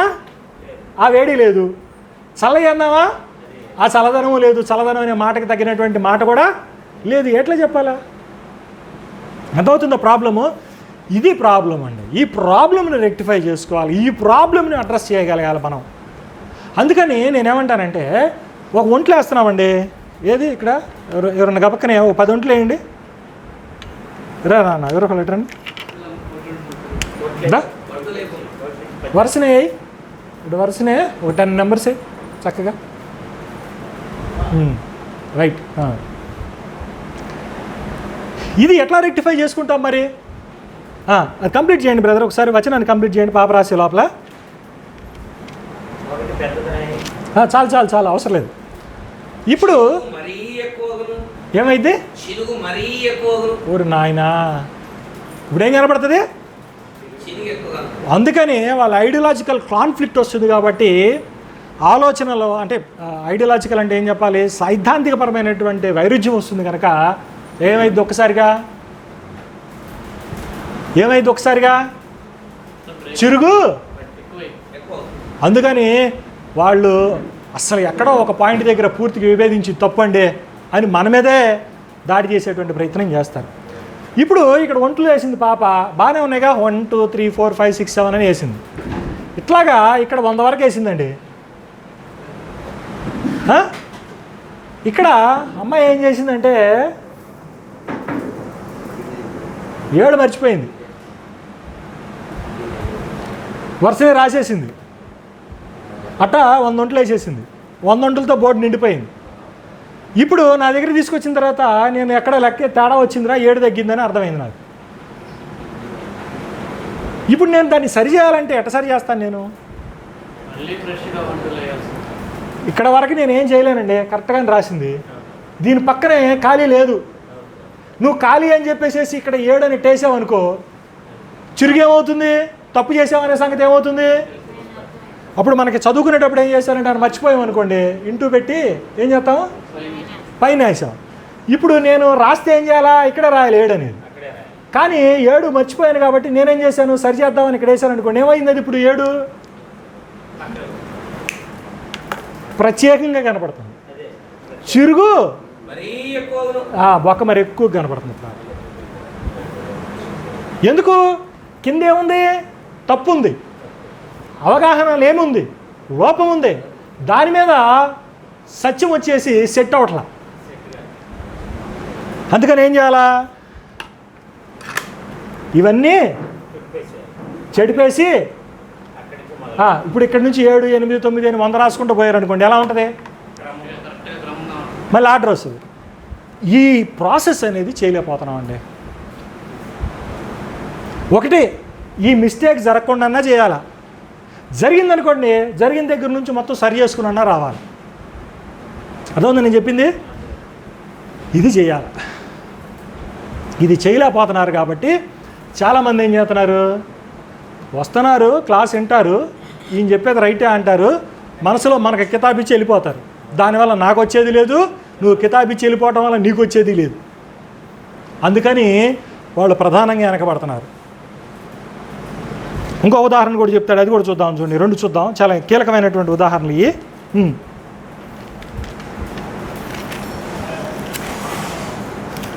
కంప్లీట్ చేయండి అది. మరియు పాత తిత్తులలో క్రొత్త ద్రాక్ష రసం పోయరు, అది పోసిన ఎడల తిత్తులు పిగిలి ద్రాక్ష రసం కారిపోవును, అది తిత్తులు పాడగును. ఎట్లా పాడవుతాయి? పాత పాత దాంట్లో పోస్తే. ఎందుకు అంటే పాత రోజుల్లో ఏం చేసేవాళ్ళు అంటే, మనకి పాత్రలో ఇవన్నీ ఉండేవి కాదు. సరైనటువంటి విధానం ఏంటంటే, వీళ్ళందరూ కూడా ద్రాక్షారసం గోధుమలు అనేటువంటి అక్కడ బాగా పండుతాయి. వీళ్ళకి ప్రధాన వృత్తి ఏంటి? ఇజ్రాయెల్ వృత్తి పశువులు మేపుకునేవాళ్ళు వీళ్ళు. సో వాళ్ళు ఏం చేసేవాళ్ళంటే, పాలు కానీ నీళ్లు కానీ దేంట్లో ప్రిజర్వ్ చేసేవాళ్ళు అంటే, ద్రాక్షారసం కానీ తోలుతో చేసినటువంటి తిత్తుల్లో ప్రిజర్వ్ చేసేవాళ్ళు. తోలు ఒలిచేసి, తోలు కుట్టి ఎండబెట్టి అంత శుభ్రం చేసి ఎండబెట్టిన తర్వాత ఆ నెక్ దగ్గర అంతా దాన్ని కుట్టేసేస్తారు, జంతువులను కుట్టేసేస్తారు. కుట్టేసేసి దాని దగ్గర మూత అమర్చుకొని అటు పెట్టుకునేవాళ్ళు. పాలు దాంట్లోనే దాచుకునేవాళ్ళు, నీళ్లు దాంట్లోనే దాచుకొని వెళ్ళేవాళ్ళు, అట్లా వాడుకునేవాళ్ళు. అయితే ఇక్కడ ద్రాక్షారసం గురించి మాట్లాడుతున్నప్పుడు, ద్రాక్షారసం నుంచి మధువు తీయటం మొదలుపెట్టిన తర్వాత దానికి విలువ పెరిగింది. ఇక్కడ ఏమవుతుందంటే, ద్రాక్షారసాన్ని నుంచి మద్యం తయారు చేసేటప్పుడు, మధువు తయారు చేసేటప్పుడు అది పులియ పెడుతుంది. పులిసి పులిసి పులిసి ఏమవుతుంది? దశల్లో రోజు పులిసి పులిసి పులిసి కొన్ని రోజుల తర్వాత అది ఇదవుతుంది, వైన్గా మారుతుంది. ఈ పులిసేటువంటి ప్రాసెస్లో ఏమవుతుందంటే, దాన్ని అంతా కూడా ద్రాక్ష రసాలంతా కూడా కాయల్ని తొక్కుని అంతా పిసికి శుభ్రంగా దాంట్లో దాచినప్పుడు 2 రోజుల తర్వాత మళ్ళీ కుళ్ళిపోద్ది. కుళ్ళిపోయి గ్యాసెస్ ఫామ్ అవుతుంది. గ్యాసెస్ ఫామ్ అయినప్పుడు ఆ తిత్తి ఏమైపోద్ది? ఉబ్బిద్ది. తిత్తి ఉబ్బిద్ది. కొత్త ద్రాక్షారసానికి ఎక్కువగా గ్యాస్ ఉత్పత్తి చేసేటువంటి నైజం ఉంటుంది. ఎందుకంటే ప్రాసెస్ అంటే కెమికల్ ప్రాసెస్లోకి వెళ్తుంది, ఆక్సిడేషన్ జరుగుతుంది. అంటే గాయాలతో చర్య జరిపి లోపల దాని యొక్క రంగు రూపురేఖల్ని మార్చుకుంటూ ఉంటుంది అది, ఆ పదార్థం. ఈ ప్రాసెస్లో ఏమవుతుంది? కుళ్ళిపోయి ఉబ్బిపోదు. ఇది పాత తోలు కనుక నువ్వు వాడావంటే, పాత బ్యాగ్ కనుక వాడావు అని అంటే, దీంట్లో కొత్త ద్రాక్షారసంలో ఎక్కువగా ఉత్పత్తి అయ్యేటువంటి గ్యాస్ దెబ్బకి అది పిగిలిపోయింది. అర్థమవుతుందా? లాజిక్ అర్థమైందా? అందుకని వాళ్ళు ఏం చేశారంటే, అక్కడ ఒక ఉదాహరణ చెప్పేటప్పుడు ప్రభువారు ఏమన్నారంటే, ఎవడో కూడా పాత తిత్తుల్లో కొత్త ద్రాక్షారసం పోయాడు, పోస్తే ఏమైద్ది? తిత్తి మిగిలిపోయిద్ది. అట్లాగే నువ్వు పాత సిద్ధాంతం కింద ఉండి, పాత ఆలోచన సరళిలో ఉండి, ఏదో ఒక్క పాయింట్ తెలుసుకొని నువ్వు ఆ ఒక్క పాయింట్ని దీంట్లోకి ఇమిడింప చేసుకోవాలి అని అనుకుంటే ఎట్లా ఇమిడింపబడిద్ది? అర్థమవుతున్న పాయింట్? ఎట్లా ఇమిడింపు చేసుకుంటుంది? అందుకని ఇది ప్రజల్లో అవగాహన లేమి తక్కువగా ఉన్నటువంటి వారిలో వచ్చేటువంటి లోపం, కానీ దేవుని యొక్క తోడ్పాటు మనకు లేదు, మనకి దేవుని యొక్క సహకారం లేదు అనేది కాదు అనేటువంటి విషయం గమనించాలి. మొట్టమొదటిగా మనం పాయింట్ ఏం తెలుసుకున్నాం? ఫస్ట్ పాయింట్ ఏంటి? నువ్వు ఎదిగే కొద్దీ నువ్వు ఒంటరి అవుతావు. అది గుర్తుపెట్టుకో. ఏమవుతావు? నువ్వు ఒంటరిగా ఉన్నావంటే ప్రధానమైనటువంటి దాంట్లో ఇండికేషన్ ఏంటి? You are growing. ఇది గుర్తుపెట్టుకో. నువ్వు గ్రో అయ్యేది నీ పర్సనల్ బెనిఫిట్ అనేటువంటిది నువ్వు ఎప్పుడైతే తెలుసుకుంటావో అప్పుడు నువ్వు వాస్తవాన్ని గ్రహించినటువంటి వాడవయ్యి, ఒంటరితనం కాదు నన్ను నేను రూపుదిద్దుకునేటువంటి సమయం అని తెలుసుకున్నప్పుడు నీ ప్రయాణం అనేటువంటిది, నీ లక్ష్య సాధన అనేటువంటిది సులువు అవుతుంది. ఇది పాయింట్ నెంబర్ 1.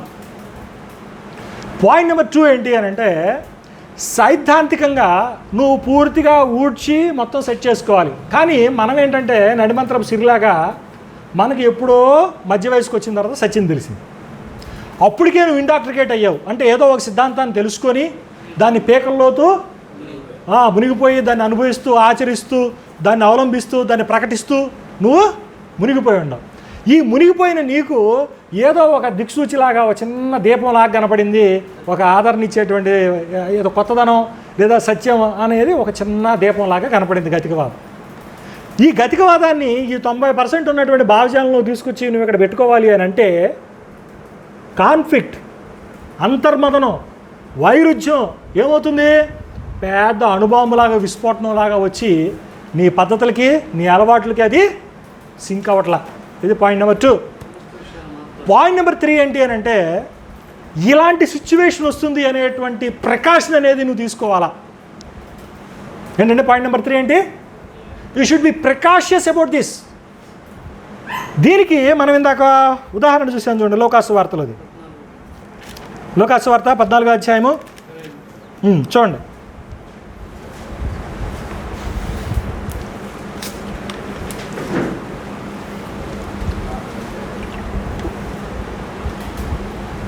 మీలో ఎవడైనాను ఒక గోపురం కట్టింపబోని ఎడల దాన్ని కొనసాగించుటకు కావలసినది తన యొక్క ఉన్నదో లేదో అని కూర్చుండి తదుపరి మొదలు లెక్క చూసుకున్నాడు. అంటే నువ్వేం చేయాలా? ఫస్ట్ నువ్వు ఈ విషయాన్ని చెప్పగలగాల. బాయ్, నీకు ఇలాంటి సిచ్యువేషన్ వస్తుంది, నువ్వు ఇలాంటి సందిగ్ధ పరిస్థితుల్లో పడతావు, ఒంటరితనాన్ని అనుభవిస్తావు. తర్వాత ఏం చేయాలా? అరమెరికలు మార్చుకోవాల్సి వస్తుంది. మొన్నటిదాకా ఇది రైట్ అని తెలుసుకున్నావు, ఇది రాంగ్ అని తెలుసుకోవాలా, దీన్ని సరి చేసుకొని అన్ని డైరెక్షన్లు మారాలా, దానికి తగినటువంటి ఆలోచన సరళ రావాలా. ఇవన్నీ కూడా ఏం చేయాలి? తగలబడి కూర్చొని లెక్క చూసుకోవాలా. అంటే యూ షుడ్ బి ప్రిపేర్డ్. అతన్ని ప్రిపేర్ చేయాలా. అంటే కాబట్టి మనం ఏం చేయాలంటే, మనతో ప్రయాణం అవ్వాలనుకున్నటువంటి వాళ్ళకి దీనికి సంబంధించినటువంటి హెచ్చరిక చెప్పాలి. హెచ్చరిక చెప్పి వాడిని కాషియస్ చేస్తే, వాడిని స్పృహలోకి తీసుకొస్తే వాడు వస్తాడో రాడు అనేటువంటిది తర్వాత విషయం. దీంట్లో ఇంత కాంప్లికేషన్ ఉంటుంది కాబట్టి, ఇది ఇంత జటిలంగా ఉంటుంది కాబట్టి, మన ప్రధానమైనటువంటి దృష్టి ఎవరి మీద ఉండాలి? యంగ్ జనరేషన్ మీద ఉండాలి. పిల్లలకి చెప్పండి, టీనేజర్స్కి చెప్పండి. మినిస్ట్రీని మీరు ఏం చేస్తారు అని అంటే, చాలా ఆర్గనైజేషన్స్ ఉన్నాయి. ఏంటి? సండే స్కూల్ పెడుతున్నారు, పిల్లలకి మోరల్ టీచింగ్ చేస్తున్నారు, పిల్లలకి దేవుని గురించి మాట్లాడుతూ ఉన్నారు, భక్తి మార్గంలో పెంచుతూ ఉన్నారు. ఇట్లా చేసే చాలా ఆర్గనైజేషన్స్, పెద్ద పెద్ద సంస్థలు ఉన్నాయి. Why don't we start one? మనం ఎందుకు స్టార్ట్ చేయకూడదు? మనము ఈ భావజాలానికి దగ్గరగా, ఈ సైంటిఫిక్ టెంపర్కి దగ్గరగా, గతికవాద భావజాలపు ఆలోచన సరళితో భవిష్యత్తును మార్చే దిశగా మనము ఎందుకని యంగ్ జనరేషన్ మీద మనం దృష్టి పెట్టొద్దు? ఎందుకు పెట్టకూడదు? ఎందుకు నిర్లక్ష్యం చేస్తున్నాము? This is what we need to understand. అప్పుడు మన ఉద్యమం ఏదైతే ఉందో, భావజాలం ఏదైతే ఉందో, అది వర్ధిల్లుతుంది. మనం ప్రయాణాన్ని సుగమనం చేయొచ్చు. నువ్వు పడ్డంత కష్టాలు వాళ్ళు పడరు, నువ్వు అనుభవించిన ఒంటరితనం వాళ్ళు అనుభవించరు. అన్నీ అరమరికలుగా ఉండేగా, చక్కగా అమర్చి ఉన్నాయిగా. ఇట్లాంటి నూతన విధానంతో అమర్చినప్పుడు వాడి ప్రయాణం అంత ఈజీ అవుద్ది. వాడు సంఘర్షణకి ఏమైనా గురవుతాడా? ఇప్పుడు మొదలు పెట్టుకొని అన్నీ చేసుకోవాలి బ్రదరు. మొదలు పెట్టుకొని అన్నీ చేసుకోవాలంటే ఎంత కష్టం అవుద్ది? ఇప్పుడు మన శబరిమల యాత్రకి వెళ్తారు, వెళ్ళేటప్పుడు అప్పుడు ఏనుగు వదులుతారంట. ఏనుగు వదిలి ఆ ఏనుగు ఎటుకుండా కొండెక్కిద్దో ఆ మార్గంలో చెట్లు కొట్టుకుంటా వెళ్ళి రోడ్డు వేస్తారు. మరి ఆ రోడ్డు అయిపోతే నీ మార్గం ఏమైంది? ఇప్పుడు నేను వచ్చానండి, గంటన్నరలో నేను తెనాల నుండి నర్సాపేట వచ్చాను. రోడ్డు ఎవరు? మరి అదే నేను రోడ్డు వేసుకుని రావాలంటే ఏమైంది? రోజులు పట్టిద్దా, నెలలు పట్టిద్దా, సంవత్సరం పట్టిద్దా చెప్పలేం మనం. రోడ్డు ఎవరో వేశారు కాబట్టి నా ప్రయాణం ఏమైంది? మరి మనం ఎట్లాంటి పరిస్థితుల్లో ఉన్నామనంటే, కొత్తగా రోడ్డు వేసేటువంటి పరిస్థితుల్లో ఉన్నాం మనం. ఈ ఆలోచన సరళికి, ఈ భావజాలానికి, ఈ ఔన్నత్యపు ధోరణికి మనం ఏం చేస్తున్నాం? ఇప్పుడు రోడ్డు వేయాలా? రోడ్డు వేయకుండా నువ్వే ఒంటరిగా ఉన్నాను, నేను ఒక్కడనే ఉన్నాను అని కూర్చుంటే ఎట్లా? కాబట్టి ఈ సిచ్యువేషన్ అర్థం చేసుకోండి. ఈ సిచ్యువేషన్ అర్థం చేసుకొని ఏం చేస్తారు? దానికి తగ్గట్టుగా కార్యాన్ముఖులు అవ్వండి. అంటే ఈ పని నేను చెయ్యాలి అనేది మనం గుర్తించాలి. మనం ఇలా ఉంటే బాగుంటుంది, ఇలా ఉంటే బాగుంటుంది అని అన్నీ అనుకుంటూ ఉంటాం, కలలు కంటూ ఉంటాం. టీవీ ఉంటే బాగుండిద్ది, మాకు అక్కడ ఏసీ ఉంటే బాగుండిద్ది అనుకుంటాం, బాగానే ఉంటుంది. ఇప్పుడు నేను కూర్చొని మాట్లాడుతున్నాను, మాట్లాడేటప్పుడు నాకు అనిపిస్తుంది పలాంది ఉంటే బాగుంటుంది, ఎట్టుంటే బాగుంటుంది అని. తలుపే కూడా వాసన స్టార్ట్ అయినట్టుంది.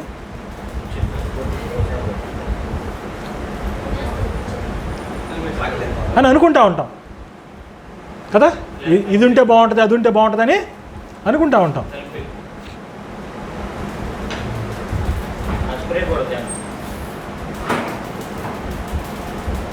కానీ ఎప్పుడైనా ఆ మార్పుకి నాంది మనమే కావాలని ఎందుకు అనుకో మనం.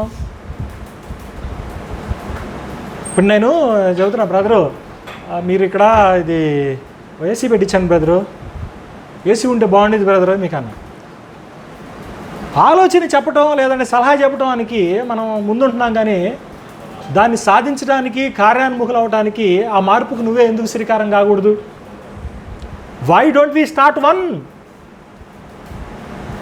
ఇది లేదు అని ఆరోపణ చేసే కన్నా కూడా దాన్ని సాధించడానికి మనం ఎందుకు ఇది చేయకూడదు? లైట్ ఈజ్ ఆల్ అమ్మా, ఎక్కువ కొట్టకూడదా? ఏదో ఒక చోట కొడితే చాలు. అదవుతా నేను చెప్పిన మాట అర్థమవుతా. కాబట్టి మార్పు అనేటువంటిది మన దగ్గర నుంచి రావాలి. మనకి దేవుడు ఆ చైతన్యం ఇచ్చాడు, మన మనోనేత్రాలు వెలిగించబడ్డాయి, మనం కొన్ని విషయాలు తెలుసుకున్న తర్వాత ఒంటరితనం అనేటువంటి భ్రమతో మనం ఆగిపోకూడదు. కానీ ఏం చేయాలా? Why don't we start one? ఇప్పుడు నేను ఒంటరిగా ఉన్నానండి, నాలాంటి ఒంటరిగా ఉన్నటువంటి వాళ్ళందరూ నేను ఎందుకు సమీకరించుకోకూడదు? మనమంతా ఎందుకు ఒకటి కాకూడదు? నేను దానికే నేనేం చేశానంటే ప్రెటరిస్ట్ మీట్లని పెట్టాను. నేను ప్రెటరిస్ట్ మీట్లని పెట్టి 2007 సంవత్సరంలో స్టార్ట్ చేశాను. కొన్ని సంవత్సరాల పాటు వరుసగా చేసుకొచ్చాను. తొలి దశలో తెనాల్లో వరకే పెట్టా. రాను దాని యొక్క పరిధిని పెంచుకుంటా పోయాను. ఏ పరిధిని పెంచుకుంటా పోయానంటే రాష్ట్రం నుంచి దాదాపు రాష్ట్రం నుండి ఒక్కొక్కడు వచ్చే, అంటే ఒక 60% నేను చెబుతుంది, రాష్ట్రం నుంచి ఒక్కొక్కళ్ళిద్దరిని రిప్రజెంట్ చేయగలిగేటువంటి స్థాయిల వరకు తీసుకెళ్ళాను నేను. ఇప్పుడు చెన్నై నుంచి రావచ్చు, కేరళ నుంచి రావచ్చు, హైదరాబాద్ నుంచి రావచ్చు, అంటే తెలంగాణ నుంచి రావచ్చు, హర్యానా నుంచి రావచ్చు, పంజాబ్ నుంచి రావచ్చు, నేపాల్ నుంచి రావచ్చు, డార్జిలింగ్ నుంచి రావచ్చు, ఎన్ని డిఫరెంట్ ప్రాంతాలు ఇవన్నీ కూడా. అక్కడి నుంచి రిప్రజెంటేటివ్గా, ప్రతినిధులుగా, నాలాగా ఒంటరిగా ఉన్నటువంటి వాళ్ళని, నాకులాగా సంఘర్షణ గురుతున్నటువంటి వాళ్ళందరూ కూడా నేనేం చేశాను? సమీకరించుకునేటువంటి ప్రయత్నం చేశాను. మనం ఒంటరిగా ఉన్నామనేటువంటి దానికన్నా, ఒంటరిగా ఉన్నామని ఆగిపోయేటువంటి ఆలోచన కన్నా, మనం ఎందుకని అందరినీ సంఘటితం చేసుకోవాలనేటువంటి ఆలోచన దిశగా వెళ్ళకూడదు, అది మనమే ఎందుకు ప్రారంభించకూడదు అనేది కూడా ఆలోచించుకోవాలి.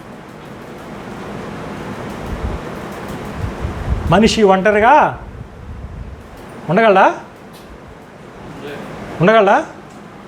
మీలో కాఫీ ఎంతమంది తాగుతారు? కాఫీ కానీ టీ కానీ మీరు తాగరామా? కాఫీ టీ నువ్వు తాగవా? ఓకే, కాఫీ టీ తెలుసా మనందరికీ?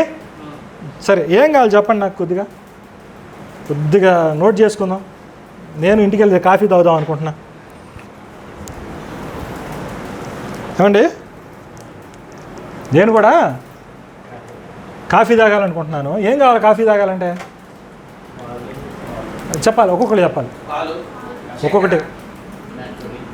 ఒకటి ఏం చెప్పారు? పాలు,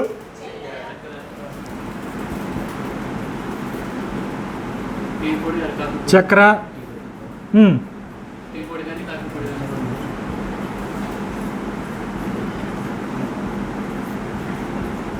ఓకే,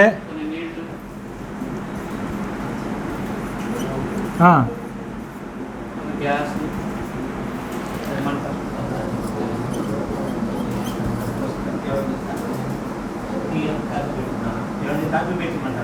పొరపాటుని పెట్టి పోకండి.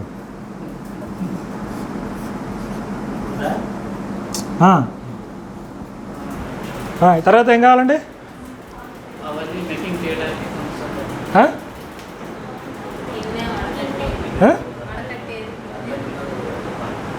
పాత్రలు కావాలి ఇప్పుడు మనకి. అంతేగా, ఇప్పుడు పాలు రాగానే దోశతో పెంచుకొని కాఫీ పొడి ఎట్టు తాగంగా ఏం కావాలి మనకి?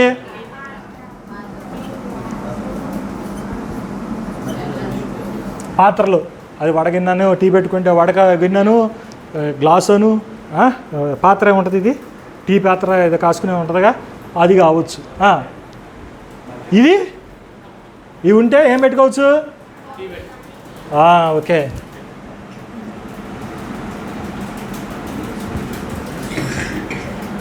కదా, కాఫీ కానీ టీ కానీ.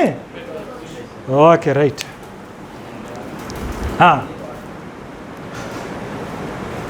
ఇప్పుడు ఈరోజు టీ ఎంతమంది తాగారు? టీ కానీ కాఫీ కానీ ఎంతమంది తాగారు? మీరు తాగారు, మీరు తాగారు, మీరు తాగారు. మీరు పిల్లలు వదిలే, మీరు పాలు తాగండి. కదా, మీరు తాగారు కమ్మా, అందరు తాగారుగా, టీ తాగారు. ఇప్పుడు మీకు ఇవన్నీ ఉండవు అన్నమాట.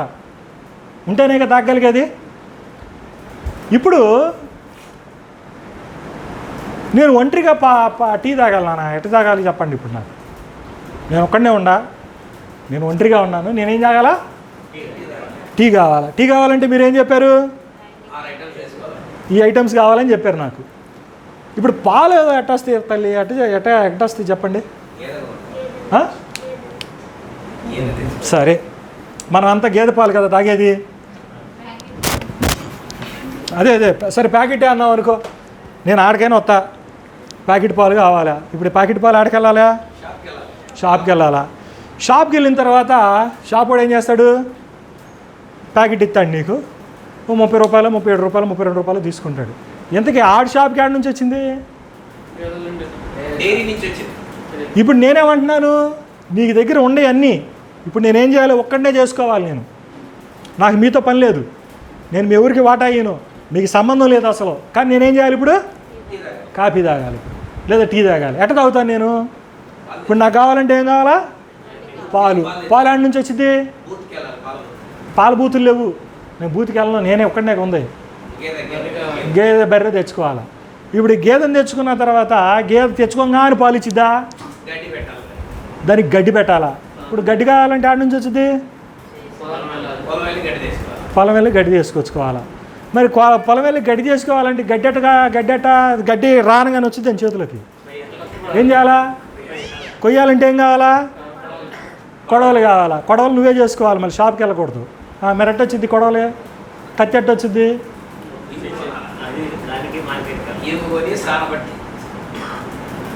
ఇప్పుడు నువ్వు ఏంట తెస్తా నువ్వు? అంటే నువ్వు ఒంటరిగా ఏం చేయగలవు?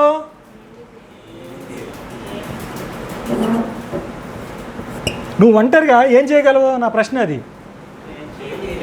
ఏమీ చేయలేమ్మా. కాఫీ కూడా పెట్టుకోలేవు, అది పాయింట్ అక్కడ.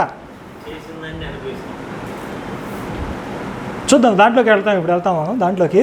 నువ్వు ఒంటరిగా ఏం చేయగలవు? Nothing, you can do nothing.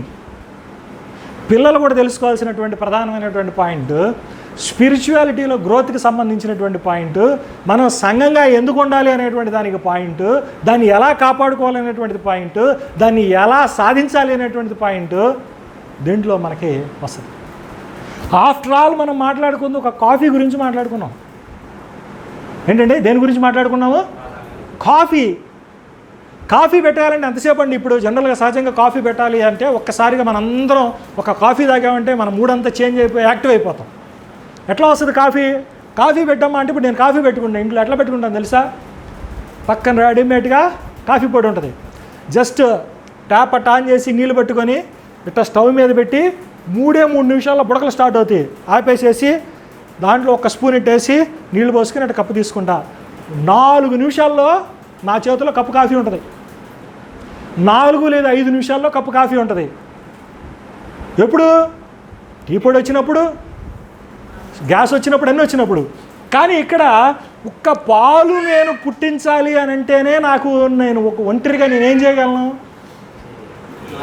పాలు అనేటువంటిది, ఒక గ్లాసుడు పాలు నేను ఉత్పత్తి చేయాలి అనుకుంటే ఎంత గడ్డి తినాల్సి వస్తుంది? నేను బర్రెని సంవత్సరం పెంచాలా, అది 6 నెలలకు ఎప్పుడో కట్టిద్ది. కట్టిన తర్వాత దానికోసం ఆగిన తర్వాత ఎప్పుడుకో 10 రోజులకు వారానికి పాలు ఇటు మొదలు పెట్టిద్ది. పాలు పిండుకోవాలా అంటే ఎంత ప్రాసెస్ ఉంది? దీనికి గడ్డి వేయాలా, గడ్డి తీసుకురావాలా. అంటే ఇది నేను ఒక్కడనే చేయగలుగుతానా? ఏమండి చేయగలుగుతానా? నేను చేయలేదు. చక్కెర ఎట్టొస్తుంది? చక్కెర చేయిపో, వెళ్ళి ఎవరైనా చేసుకురండి, పోండి ఎవరైనా కత్తి చేసుకొని మీరు సొంతగా చేసుకొని రండి వంటగదిలో. కాఫీ చేసుకొచ్చినట్టుగా కత్తి చక్కెర చేసుకురండి చూద్దాం. చెరికాడ నుంచి వచ్చింది, ఎన్నాళ్ళు ఎదురు చూడాలా? సరే మీకు చెరుకు ఇచ్చాను అనుకో, చేస్తావేంది? చెరుకు ఎక్కడ తీసుకొస్తా? చెయ్యి. ఇండస్ట్రియల్ ఉత్పత్తి చేయాల్సింది నువ్వు. చెరుకు ఇండివిజువల్గా, చక్కెర ఇండివిజువల్గా నువ్వు చేయలేవు. తర్వాత టీ పొడి కానీ కాఫీ పొడి కాడు అన్నావు, చెయ్యి. కాఫీ ఆడబండుద్ది, టీ ఆడబండుద్ది. ఏది టీ పొడి, టీ మొక్క నీ వరండాలో వేసి చూద్దాం. ఏడ టీకి ఆడాలా? అస్సాంకి, ఊటీకి, కొడైకెనాల్కి, హిల్ ప్రాంతాల్లోకి వెళ్ళాలా. ఆ వాతావరణంలోనే బండుతాయి. కాఫీ గింజలు ఏడబెండుతాయి. మంచి కాఫీ కావాలంటే అరకు ఉంది, తర్వాత కొండ ప్రాంతాలు ఉన్నాయి. ప్రపంచంలో కనుక చెప్పుకోవాలంటే బ్రెజిల్, ఇట్లా కొన్ని దేశాలు ఉన్నాయి, లాటిన్ అమెరికన్ కంట్రీస్లో. వాటిల్లో టీ పొడి, కాఫీ పొడి అనేది పండుతుంది. కాఫీ బీన్స్ అనేవి వస్తూ ఉంటాయి. సో నువ్వు ఆడకి వెళ్ళలేవు, ఆడ పంట పండిను లేవు, ఆడ నుంచి తెచ్చుకోను లేవు. కానీ ఇప్పుడు నీకు టీయే ఉందండి, కాఫీ పొడే ఉంది, ఎట్టోత్పత్తి అవుతుందండి? నువ్వు టీ పొడి ఆకులను తీస్తున్నావు కదా, తోటలో నుంచి ఆకు కోయటానికి పనులు కావాలి. ఆ టీ పొడి నువ్వేం చేయాలా? ఆకు కోసి దాన్ని ఎండబెట్టి నువ్వు ఎక్కడికి పంపించాలా? ఫ్యాక్టరీకి పంపించాలా. అంటే మధ్యలో ట్రాన్స్పోర్ట్ రావాలా. అదే మూట మోసుకుంటూ రావాలంటే ఎప్పటికి వస్తా? అంటే నువ్వు ఒంటరిగా ఏమన్నా చేయగలవా అని అంటే ఏమీ చేయలేవు. ఓన్లీ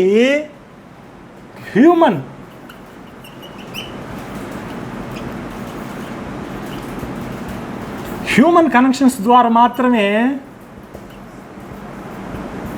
పాసిబిలిటీ అనేటువంటిది అవుతుంది అనేటువంటిది మనం గుర్తుపెట్టుకోవాలి. ఎలా అవుతుంది?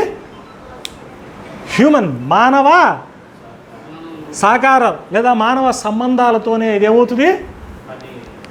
ఇది మీకు ఇంపార్టెంట్, చాలా ఇంపార్టెంట్. యంగ్ జనరేషన్ మీ అందరికి ఇంపార్టెంట్, పిల్లలు లేనటువంటి వాళ్ళకి ఇంపార్టెంట్. సో ఫస్ట్ ఏం చేయాలా? హ్యూమన్ కనెక్షన్స్ని మీరు డెవలప్ చేసుకోవాలా. ఏం చేయాలా? హ్యూమన్ కనెక్షన్స్ని డెవలప్ చేసుకోవాలా. నీకు హ్యూమన్ కనెక్షన్స్ ఎంత కనెక్షన్స్ ఉంటాయో అంత ఈజ్ ఆఫ్ వర్క్ ఉంటుంది. అన్ని అవకాశాలు అనేటువంటివి నీకు మెండుగా వస్తూ ఉంటాయి. సో ఇది ఇంపార్టెంట్. హ్యూమన్ కనెక్షన్స్ ఇవన్నీ కూడా బైబిల్ అనేటువంటిది ఎలా డిస్కస్ చేస్తుంది అనేటువంటి విషయాన్ని ఒక చిన్న మాటను మనం చూద్దాం. ఇవి ఎలా ఆరిజినేట్ అవుతాయి అనేటువంటి విషయాన్ని కూడా మనం చూద్దాం. ముందుగా మనం ఏం చేద్దామంటే కొరింథీయులకు రాసినటువంటి మొదటి పత్రిక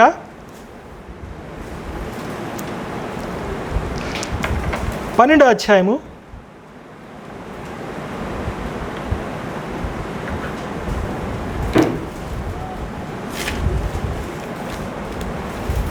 12 నుండి కొన్ని మాటలు మనం చూద్దాం.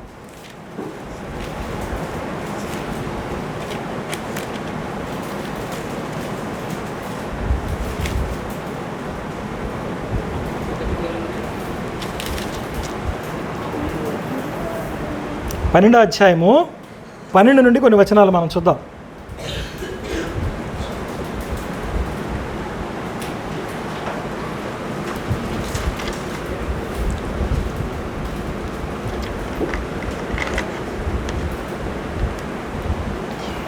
ఎలాగూ శరీరము ఏకమైనను అనేకమైన అవయములు కలిగి ఉన్నదో ఎలాగూ శరీరము యొక్క అవయములన్నీ అనేకములై ఉన్నను ఒక్క శరీరమై ఉన్నవో అలాగే క్రీస్తు ఉన్నాడు.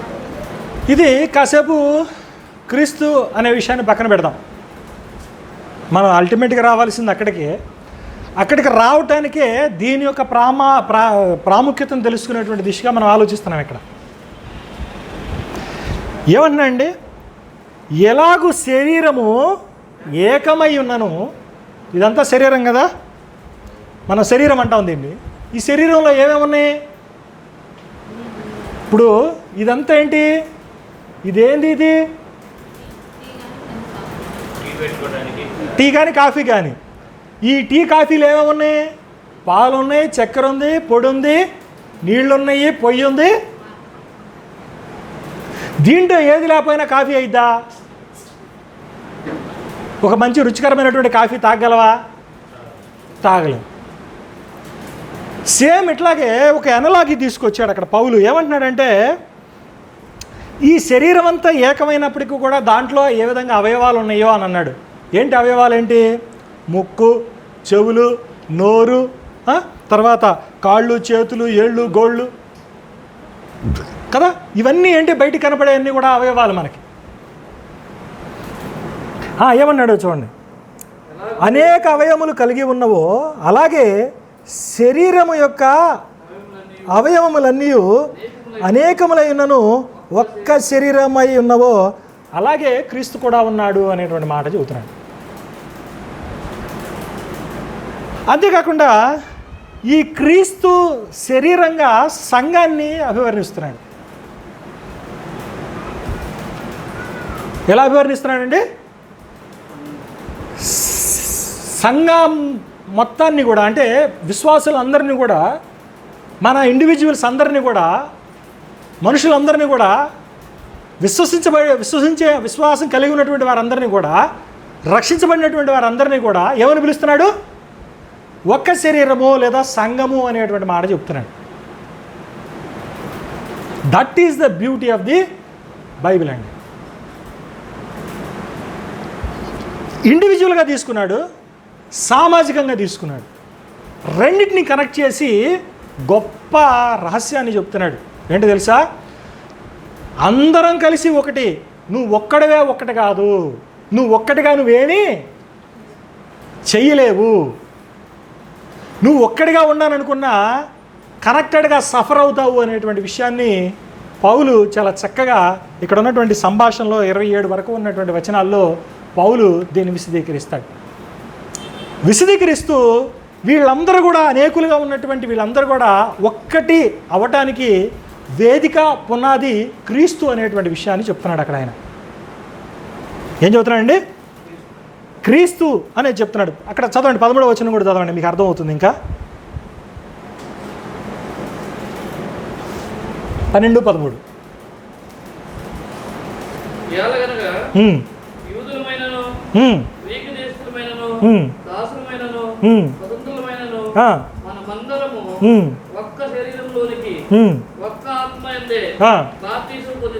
అది ఇక్కడ మనలో ప్రొడక్టివిటీ, ఈ మాట గుర్తుపెట్టుకోండి. ఏంటిది? మనలో ప్రొడక్టివిటీ అంటే ఉత్పాదక శక్తి.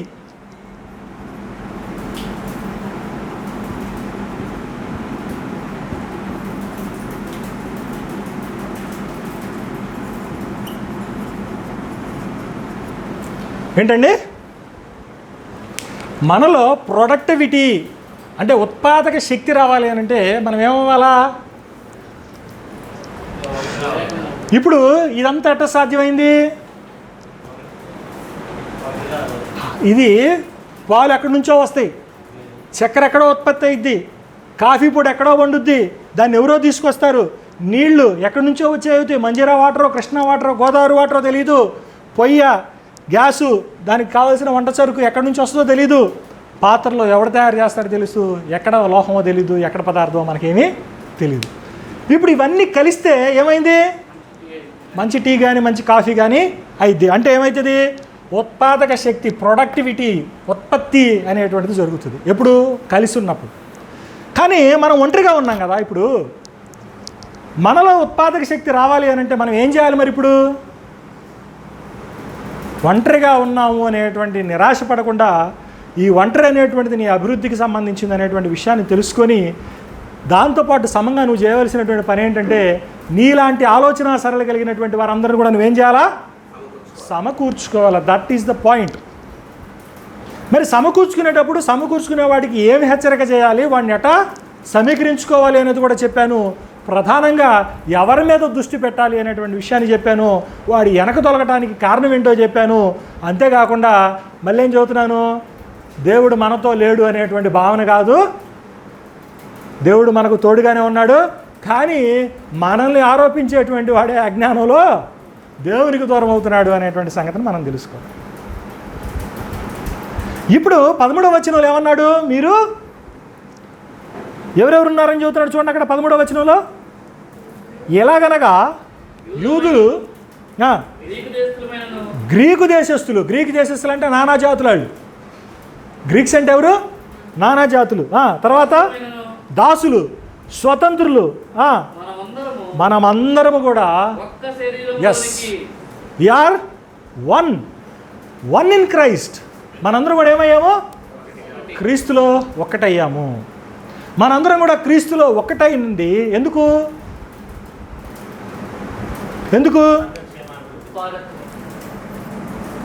Productive, to be productive. ఎందుకు మనం క్రీస్తులో ఒకటవుతుంది? ఉత్పత్తి చేసేటువంటి సామర్థ్యంగా మనము ఎదగటానికి. యోహాను సువార్త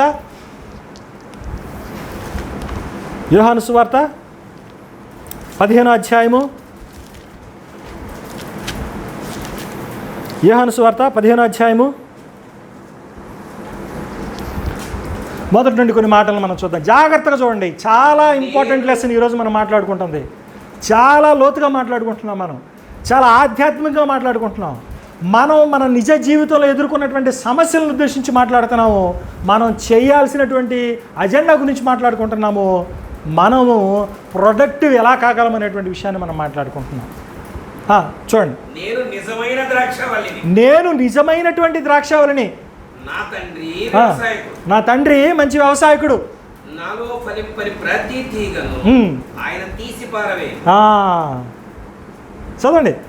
ఫలించు ప్రతి తీగ మరీ ఎక్కువగా ఫలించవాలనని దానిలోని పనికిరాని తీగను తీసివేయి. అది ఈ విచిత్రం ఏంటంటే, ఈ ఇక్కడ ఉన్నటువంటి 7 వచనాల్లో 6 సార్లు ఫలించడం గురించి మాట్లాడాడండి. ఆ చిన్న ద్రాక్ష తీగకు సంబంధించినటువంటి, ద్రాక్షావళికి సంబంధించినటువంటి ఇల్లుస్ట్రేషన్లో. ఎన్నిసార్లు? 6 సార్లు. అధ్యాయం మొత్తం మీద 8 సార్లు ఫలించడం గురించి మాట్లాడాడండి. అధ్యాయం మొత్తం మీద ఎన్నిసార్లు మాట్లాడాడు? 8 సార్లు. కేవలం ద్రాక్షావళి గురించినటువంటి వివరణలో ఎన్నిసార్లు మాట్లాడాడు? 6 సార్లు ఫలించడం. 100 ఎన్ని వచనాలు? 8 వచనాలు.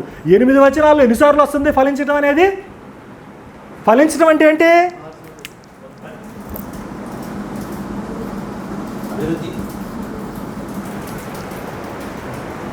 దానికి ఉన్న ప్రత్యామ్నాయ పదాలు అవన్నీ మీరు అభివృద్ధి అనండి, ఉత్పత్తి అనండి, లేకపోతే ఏదైనా కానివ్వండి. అది అదంతా దేనికి సంబంధించింది? ప్రోడక్ట్.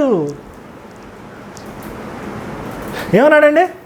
ఈ మాట ఇంకొకసారి చూద్దాం. చూడండి. నాలో, ఎక్కడంట? నాలో, ఆయనలో. నువ్వు క్రీస్తులోనికి ఎంటర్ అవుతున్నావు. అందరూ కూడా ఒకటవుతున్నారు, ఒక శరీరంగా అవుతున్నారు. దేనికి? ప్రొడక్టివిటీ కోసం. ఈ ప్రొడక్టివిటీలో అందరూ ఉండారు. నువ్వు అందరూ దాంట్లో చేరడానికి ఉన్నటువంటి ప్రధాన లక్ష్యం, గురి ఏంటి? ఫలించడం. ఈ ఫలించడం అనేటువంటి దాంట్లో 2 డైమెన్షనల్ అండి. ఫలించడం అనేటువంటిది ఏంటిది? 2 డైమెన్షనల్. 2 కోణాలు ఉంటాయి. నాణ్యానికి ఉన్నటువంటి 2 వైపులు ఉంటాయి. ఏంటి చెప్పండి? చెప్పగలరా?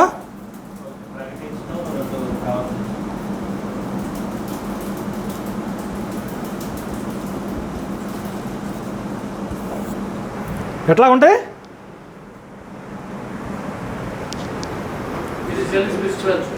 నువ్వు ఎలా ఫలించాలి?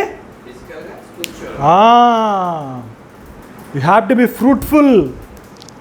సోషల్గా, సామాజికంగా, భౌతికంగా.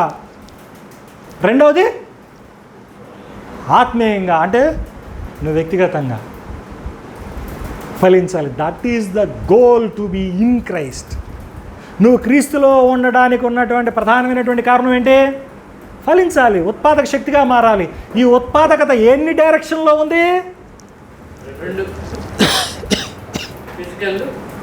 2 స్పిరిచువల్. సో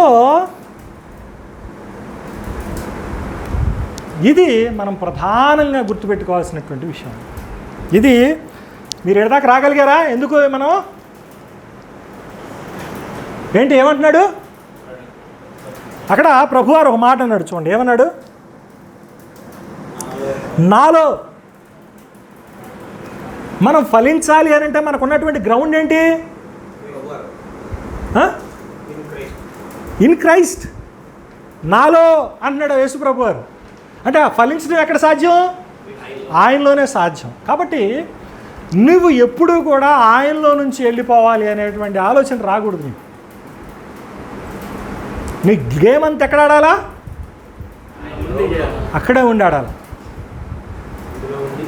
మేము మొన్న డిస్కషన్ వచ్చింది, మాకు సురేష్కి మాకు డిస్కషన్ వచ్చింది. మేము మాట్లాడుకునేటప్పుడు అన్నాను, మనకి ఇబ్బందులు ఉన్నాయి, మనకు ఆర్థిక అవసరాలు ఉన్నాయి.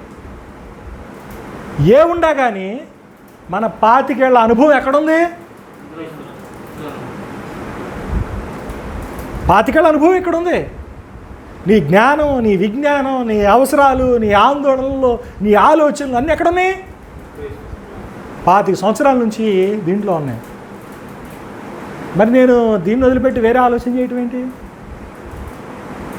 నో, అది సరైనటువంటి ఆలోచన కాదు. ఇప్పుడు నేను కిషోర్ బ్రదర్కి ప్రాబ్లం చెబుతున్నా. కిషోర్ బ్రదర్ నేను కొట్టు తీసేసి నువ్వు కొట్టు గిట్టి వ్యాపారం చేయకుండా కంప్యూటర్ ప్రోగ్రామింగ్ చేయని చెప్పా. ఇప్పుడు ఆయన ఈ 50కి దగ్గరలో ఉండి కొట్టు వదిలేసేసి ఎన్నాళ్ళు ఉంది అనుభవం బ్రదర్ మీకు దాంట్లో? 35 ఏళ్ళ 40 ఏళ్ళ అనుభవం ఉంటే ఆ అనుభవాన్ని పక్కన పెట్టి ఇప్పుడు ఆయన ఏం చేయాలా? అదంతా వదిలేసి కంప్యూటర్ నేర్చుకోవాలా? ఎప్పుడు నేర్చుకుంటాడు? ఎప్పుడు సంపాదిస్తాడు? ఎప్పుడు తింటాడు? దాని మీద సాధ్యపడే విషయమేనా? నో. అందుకని ఏం చేయాలి? ఆయన దాంట్లోనే ఉండాలా, అదే పని చేసుకుంటూ ఉండాలా, వీలైతే నేర్చుకోవాలా, వీలైతే ఉన్న దాంట్లోనే కొత్త దాన్ని అందుకునే ప్రయత్నం చేయాలి. కాబట్టి ఇక్కడ ఇలాంటి ఒంటరితనం ఉన్నటువంటి పరిస్థితుల్లో, ఒంటరి స్థితిగతుల్లో, ఇబ్బందుల్లో వైదొలగాలి అనేటువంటి ఆలోచన కన్నా కూడా దీంట్లోనే సర్వైవ్ అవ్వాలి అనేటువంటి ఆలోచన ఉత్తమమైనటువంటిది. అది గుర్తుపెట్టుకోండి. అర్థమవుతుందా? ఒకటి, ఇలా కనెక్టెడ్ అయి ఉండేది ఎందుకు? నువ్వు అజెండా ఏంటి? ఫలించాలి నువ్వు. అదే కదా ఇక్కడ రాశాను నేను. ఉత్పాదకత అంటే దాన్ని టెక్నికల్గా చెప్పాను, కానీ దాని యొక్క రిజల్ట్ ఏంటిది? ఉత్పాదకత అంటే ఫలించటం. ఈ ఫలించడం అనేటువంటిది ఎలా ఉంది? ఫిజికల్గానూ ఉంది, అంటే భౌతిక సంబంధమైనటువంటి అవసరాల విధానంలోనూ ఉంది. రెండు, ఆత్మ సంబంధమైనటువంటి విధానంలోనూ ఉంది. కాబట్టి మనం క్రీస్తులోనే ఉండాలా, క్రీస్తుని అంటుపెట్టుకునే ఉండాలా, కానీ నీ గురి ఏమై ఉండాలా? ఫలించటం అనేటువంటిది అయి ఉండాలి. ఈ ఫలించడంలో ఏం చూసుకోవాలా? నువ్వు భౌతిక సంబంధమైంది చూసుకోవాలా, ఆత్మ సంబంధమైంది చూసుకోవాలా. అంటే ఫిజికల్గా మనం చారిటీ క్యారీ చేస్తూ ఉంటాం, సమాజానికి సైన్స్ అండ్ టెక్నాలజీ ఇస్తూ ఉంటాం, రిఫార్మ్స్ చేస్తూ ఉంటాం, సోషల్ రిఫార్మ్స్ చేస్తుంటాం, అంటే సామాజిక పరమైనటువంటి సంస్కరణలు చేస్తూ ఉంటాం. వీటన్నిటి ద్వారా ఏమవుతుంది? అటు వ్యక్తిగతంగాను సమాజం పరంగాను మనం డెవలప్ అవుతున్నాము, ముందుకు వెళ్తాము. ఇది ఎక్కడ సాధ్యం? ఇన్ను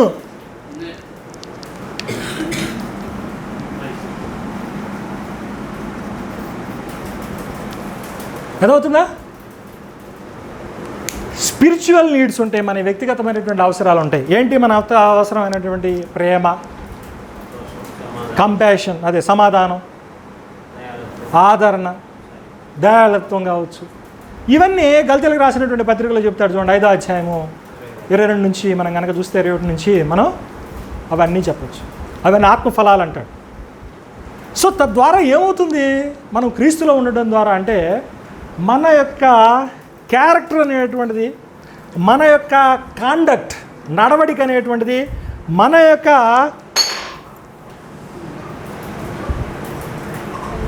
అనేటువంటివి ఇవన్నీ కూడా బయటపడతా ఉంటాయి, రూపుదిద్దుకుంటూ ఉంటాయి.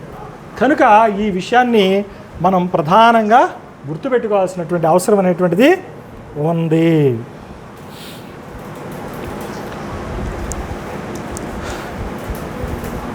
ఇవి రఫ్గా చెప్పాను, దీన్ని కొద్దిగా డీప్గా చెప్పుకోవచ్చు. ఎందుకంటే సమయం ఎంత అవుతుంది? 12. ఎన్నింటికి స్టార్ట్ చేసాం? Okay okay.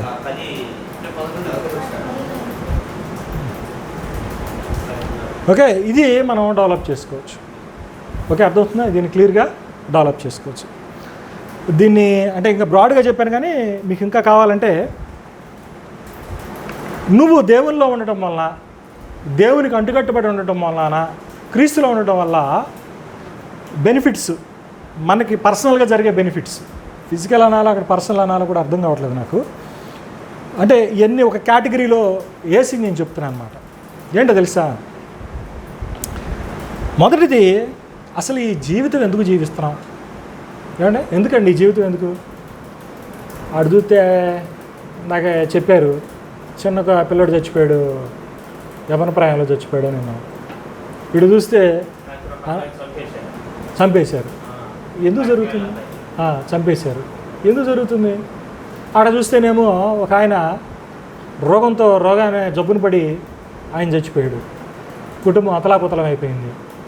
ఏంటి, నేను ఎందుకు మరి ఇట్లాంటి సమాజంలో ఉంటున్నాను? అసలు నేను ఏంటి? ఈ చింతన అనేటువంటి దానికి సమాధానం ఎక్కడ దొరుకుద్ది? అంటే నీ జీవితానికి ఉన్నటువంటి అర్థం ఏంటి, నీ లక్ష్యం ఏంటి, పర్పస్ ఏంటి అనేటువంటి విషయాన్ని డిఫైన్ చేస్తుంది. నువ్వు దేవుల్లో ఉంటే నీకేమొస్తుంది? నీ జీవితానికి ఉన్నటువంటి అర్థము, పరమార్థము బయటపడుతుంది, బోధించబడుతుంది. తర్వాత ఇంకొకటి ఏంటంటే కనెక్షన్స్, రిలేషన్స్ అనేటువంటివి బలపడతా ఉంటాయి. నువ్వు క్రీస్తులో ఉంటే, మీరెవరండి? భారతదేశంలో మీరెవరో నాకు తెలియదు, మీరు నాకు రక్త సంబంధి కాదు, మీ ఇంటి పేరు వేరు, మీ కులం వేరు, మీ ఊరు వేరు, అట్లాగే మీరు. నా కులం వేరు, నా భాష వేరు, లేదంటే నా పరిస్థితులు వేరు, నా అన్నీ వేరు. నేనెవరునండి? ఈరోజు మనందరం కూడా ఈ విధంగా కూర్చొని ఒక ఫ్యామిలీ, మనం ఒక కుటుంబం అనేటువంటి భావం తప్పించి మనలో వేరే భావం లేదు. ఎలా ఉన్నామండి మనం అంతా ఈరోజు ఇక్కడ? We are family. మనం ఒక కుటుంబము, ఒక తండ్రి బిడ్డలం అనేటువంటి విధానంలో మనం కూర్చోగలిగాము అని అంటే ఇది ఎట్లా పాసిబుల్ అయింది? That is the productivity. మన సంబంధాలను పెంచడమే కాకుండా, అనుబంధాలను పెంచడమే కాకుండా, మనందరం కూడా ఒకటి అనేటువంటి ఒక భావనని మనకి నేర్పుతుంది. తర్వాత మనకి మోరల్ ఫ్రేమ్వర్క్ అనేటువంటిది కూడా ఇస్తుందండి. మన క్రీస్తులో ఉంటే మోరల్ ఫ్రేమ్వర్క్ అంటే నైతికంగా మనకి ఒక హద్దుల్ని, పరిమితుల్ని నిర్ధారిస్తుంది. నైతికంగా మనం ఎవరైనా ఆపదలో ఉన్నారు చూసి రియాక్ట్ అవుతున్నాం, చూసి మనం ఏం చేస్తున్నాము? స్పందిస్తున్నాం. ఒక అన్యాయం జరుగుతుంది, స్పందిస్తున్నాము. ఒక ఇబ్బంది జరుగుతుంది, ప్రతిఘటిస్తున్నాము. పిల్లల్ని కాపాడుతున్నాం. చాలా విషయాలు మనం చేస్తున్నాం. ఇది మంచి, ఇది చెడు, పిల్లలకు చెప్తున్నాం, ఇది చేయమ్మా, ఇది చేయకురా, ఇది ఇట్లా ఉండాలి, అలా ఉండాలి, ఇట్లా వేసుకోవాలి, బట్టలు ఇలా వేసుకోకూడదు, ఇలా పలకరించాలి, అలా పలకరించకూడదు. ఇవన్నీ కూడా మోరల్ ఫ్రేమ్వర్క్ అనేటువంటిది కూడా మనకి క్రీస్తులో ఉండటం వల్ల ఏమవుతుంది? డిఫైన్ అవుతుంది, నిర్ధారించబడుతుంది, నిర్ణయించబడుతుంది. ఇది మనం గుర్తుపెట్టుకోవాలి. అంతేకాకుండా మనలో మరొక ముఖ్యమైనటువంటి పాయింట్, 4వ పాయింట్ ఏంటంటే హోప్, నిరీక్షణార్థమైనటువంటి ట్రాన్సిడెంటల్ ఒక ఫ్రేమ్వర్క్ను కూడా అది డిఫైన్ చేస్తుంది. ట్రాన్సిడెంటల్ అంటే ఏంటంటే మనలో క్రైస్తవులుగా ఉన్నటువంటి వాళ్ళలో, దేవుల్లో ఉన్నటువంటి వాళ్ళలో, ప్రత్యేకించి ఇన్ క్రైస్ట్లో మనం ఏం చూస్తున్నామంటే ఈ ఆధ్యాత్మిక కనెక్షన్లో మనకు ఒక నిరీక్షణాస్పదమైనటువంటి గురి ఏర్పడుతుంది. అది ఈ జీవితం వరకే కాకుండా మనకి మరణాంతర జీవితం మీద కూడా ఒక నిరీక్షణ దృక్పథాన్ని ఇస్తుంది. అంటే ట్రాన్సిడెంటల్, ముందు భవిష్యత్తు అనేటువంటి దాన్ని ఉజ్వలంగా, ఉన్నతంగా చూడగలిగేటువంటి ఒక నిరీక్షణాస్పదమైనటువంటి దృక్పథాన్ని కూడా మనకి ఇస్తుంది. ఇదంతా కూడా ఏం చేస్తుంది అని అంటే మన మానవ ప్రయాణాన్ని, జీవితాన్ని సుగమనం చేయడానికి ఇదంతా కూడా దోహదపడతాం. కాబట్టి వన్స్ యూ లెర్న్ దిస్, నువ్వు ఎప్పుడైతే ఈ విషయాన్ని నువ్వు తెలుసుకుంటావో, ఎప్పుడైతే ఈ విషయాన్ని అవగతం చేసుకుంటావో, అప్పుడు నీ యొక్క ప్రయాణం అనేటువంటిది ఉన్నతంగా ఉంటుంది అనేటువంటి విషయాన్ని మీ అందరికీ కూడా తెలియజేస్తా ఉన్నాను. నాకు తెలిసి ఈ విషయాలు నేను చాలా మనసుతో మాట్లాడాను, చాలా ఆలోచించి మాట్లాడాను, అనుభవంలో నుంచి మాట్లాడాను నేను. మరి మీరు ఎంతవరకు గ్రహించారో, ఎంత చూడగలిగారో నాకైతే తెలియదు. కానీ ఇది మీలో ప్రతి వాళ్ళు కూడా ఫేస్ చేసే ఒక స్ట్రగుల్ పాయింట్, ఒక కర్వ్, అది ఒక మలుపు. అది ఈ మలుపును కనుక అధిగమిస్తే మీ ప్రయాణం ఒకటవుతుంది. కాబట్టి మన ముందున్నటువంటి ప్రధానమైనటువంటి అజెండా ఏంటంటే మనం ఒంటరిగా ఉన్నాం అనేటువంటి భావన కావచ్చు, కానీ ఆ భావంతోనే ఉండకుండా ఒంటరిగా ఉన్నటువంటి మనల్ని సంఘటితం చేయాలి అనేటువంటి ఉన్నతమైనటువంటి భావాన్ని ఆచరణలో పెట్టాలి అనేటువంటిది ఇప్పుడు ప్రధానంగా తెలుసుకోవాల్సినటువంటి విషయం. రెండో విషయం, వైదొలగాలి అనేటువంటి దానికన్నా కూడా క్రీస్తులోనే బలంగా ఉండటానికి మనం ప్రయత్నించాలి. అలా ప్రయత్నించకపోతే నువ్వు కాఫీ ఎలా పెట్టుకోలేవో ఇక్కడ నువ్వు ఫలించడం అనేటువంటిది కూడా అంతే కద్దయిపోద్ది, అరుదైపోద్ది. సో నువ్వు ఫలించాలి అని అంటే ఏం చేయాలా? ఒంటరిగా ఉంటే ఫలించలేవు, కంపల్సరీగా కనెక్టెడ్గా ఉండాలా. ఆ కనెక్షన్ ఏంటి? క్రీస్తు. కనెక్షన్ ఏంటండి? కనెక్షన్ పాయింట్ ఏంటి? క్రీస్తు. ఇప్పుడు చూడండి ఎన్ని పాయింట్లు ఉన్నాయి ఇక్కడ, ఎన్ని పాయింట్లు ఉండే చూడండి, అక్కడ ఎన్ని పాయింట్లు ఉండే చూడండి, అక్కడ ఎన్ని పాయింట్లు ఉండే చూడండి. మెయిన్ లైన్ ఎక్కడ కనెక్ట్ అయ్యి ఉంది? ఒక్కొక్క ఫోను ఒక్కొక్క స్లాట్లో ఒక్కొక్క ఫోన్ పెట్టుకోవచ్చుగా, ఒక్కొక్క స్లాట్ని యూటిలైజ్ చేసుకొని పవర్ తీసుకోవచ్చుగా కదా. ఇప్పుడు మన అందరం ఎంతమంది ఉన్నామో అంతమంది ఫోన్లు ఇక్కడ ఛార్జింగ్ చేసుకోవచ్చు, అన్ని ఫోన్లు పెట్టుకోవచ్చు ఒక్కసారి. కానీ మెయిన్ లైన్ ఎక్కడ కనెక్ట్ అయ్యింది? Meter line, main line electricity పోల్కి సర్వీస్కి మెయిన్కి కనెక్ట్ అయింది. సో ఆ మెయిన్ లైన్ వచ్చి క్రీస్తు, మనందరం వచ్చేది ఇండివిజువల్ పోర్ట్స్. ఇవన్నీ కూడా ఎక్కడ ఛార్జింగ్ తీసుకుంటున్నాయి? క్రీస్తులో ఛార్జింగ్ తీసుకుంటున్నాయి. కాబట్టి మన ఛార్జింగ్ పాయింట్ని, మన ఛార్జింగ్ సోర్స్ని మనము మర్చిపోకూడదు. దాని ద్వారా మనం ఛార్జ్ అవుతూ ఉంటాము. కాబట్టి ఆ ఛార్జింగ్ పాయింట్ కోసం మనం ఏంటంటే తహతహలు ఆడాలి, మనం అందరం కూడా కలిసి ఉండాలి. ఇలా కూడుకోవటం కలుసుకోవటం అనేది నెలకు ఒకటిసారి పరిమితం కాదు, ఎన్నిసార్లు సాధ్యమైతే అన్నిసార్లు కలుసుకుంటూ ఉండాలి. దాని ద్వారా వ్యక్తిగతమైనటువంటివి చెప్పాను, సామాజికమైనటువంటివి కూడా చెప్పాను, ఆత్మ సంబంధమైనటువంటివి కూడా సూచించాను. కాబట్టి we never ever miss the connectivity. ఎప్పుడు కూడా నువ్వు సాలిడారిటీతో ఉండగలిగితే, అంటే ఒంటరిగా ఉండగలిగితే గొప్పే, కానీ ఒంటరిగా ఉండటం అనేటువంటిది సాధ్యపడదు, సమృద్ధిగా కుదరదు. కాదు కనెక్టెడ్. కాబట్టి ఆ కనెక్షన్స్ని ఇంప్రూవ్ చేసుకోవడానికి మనం ప్రయత్నం చేద్దాం. దేవుల్లో ఆ కనెక్షన్ అనేటువంటిది మనకు అందుబాటులో ఉంది. ఆ కనెక్షన్ని మనం ఎక్స్పాండ్ చేద్దాం. పర్సనల్ ట్రాన్స్ఫర్మేషన్ అనేటువంటిది మన గురి. వ్యక్తిగతంగా మన జీవితం పరివర్తన చేసుకోవటం అనేటువంటిది మన గురి. ఇది మర్చిపోవద్దు. ఇది ఈరోజు అంశం. తర్వాత ఇంకొక మెడికల్ పాయింట్ చెబుతా, కట్ చేసి ఇంకోసారి కట్ చేసేసి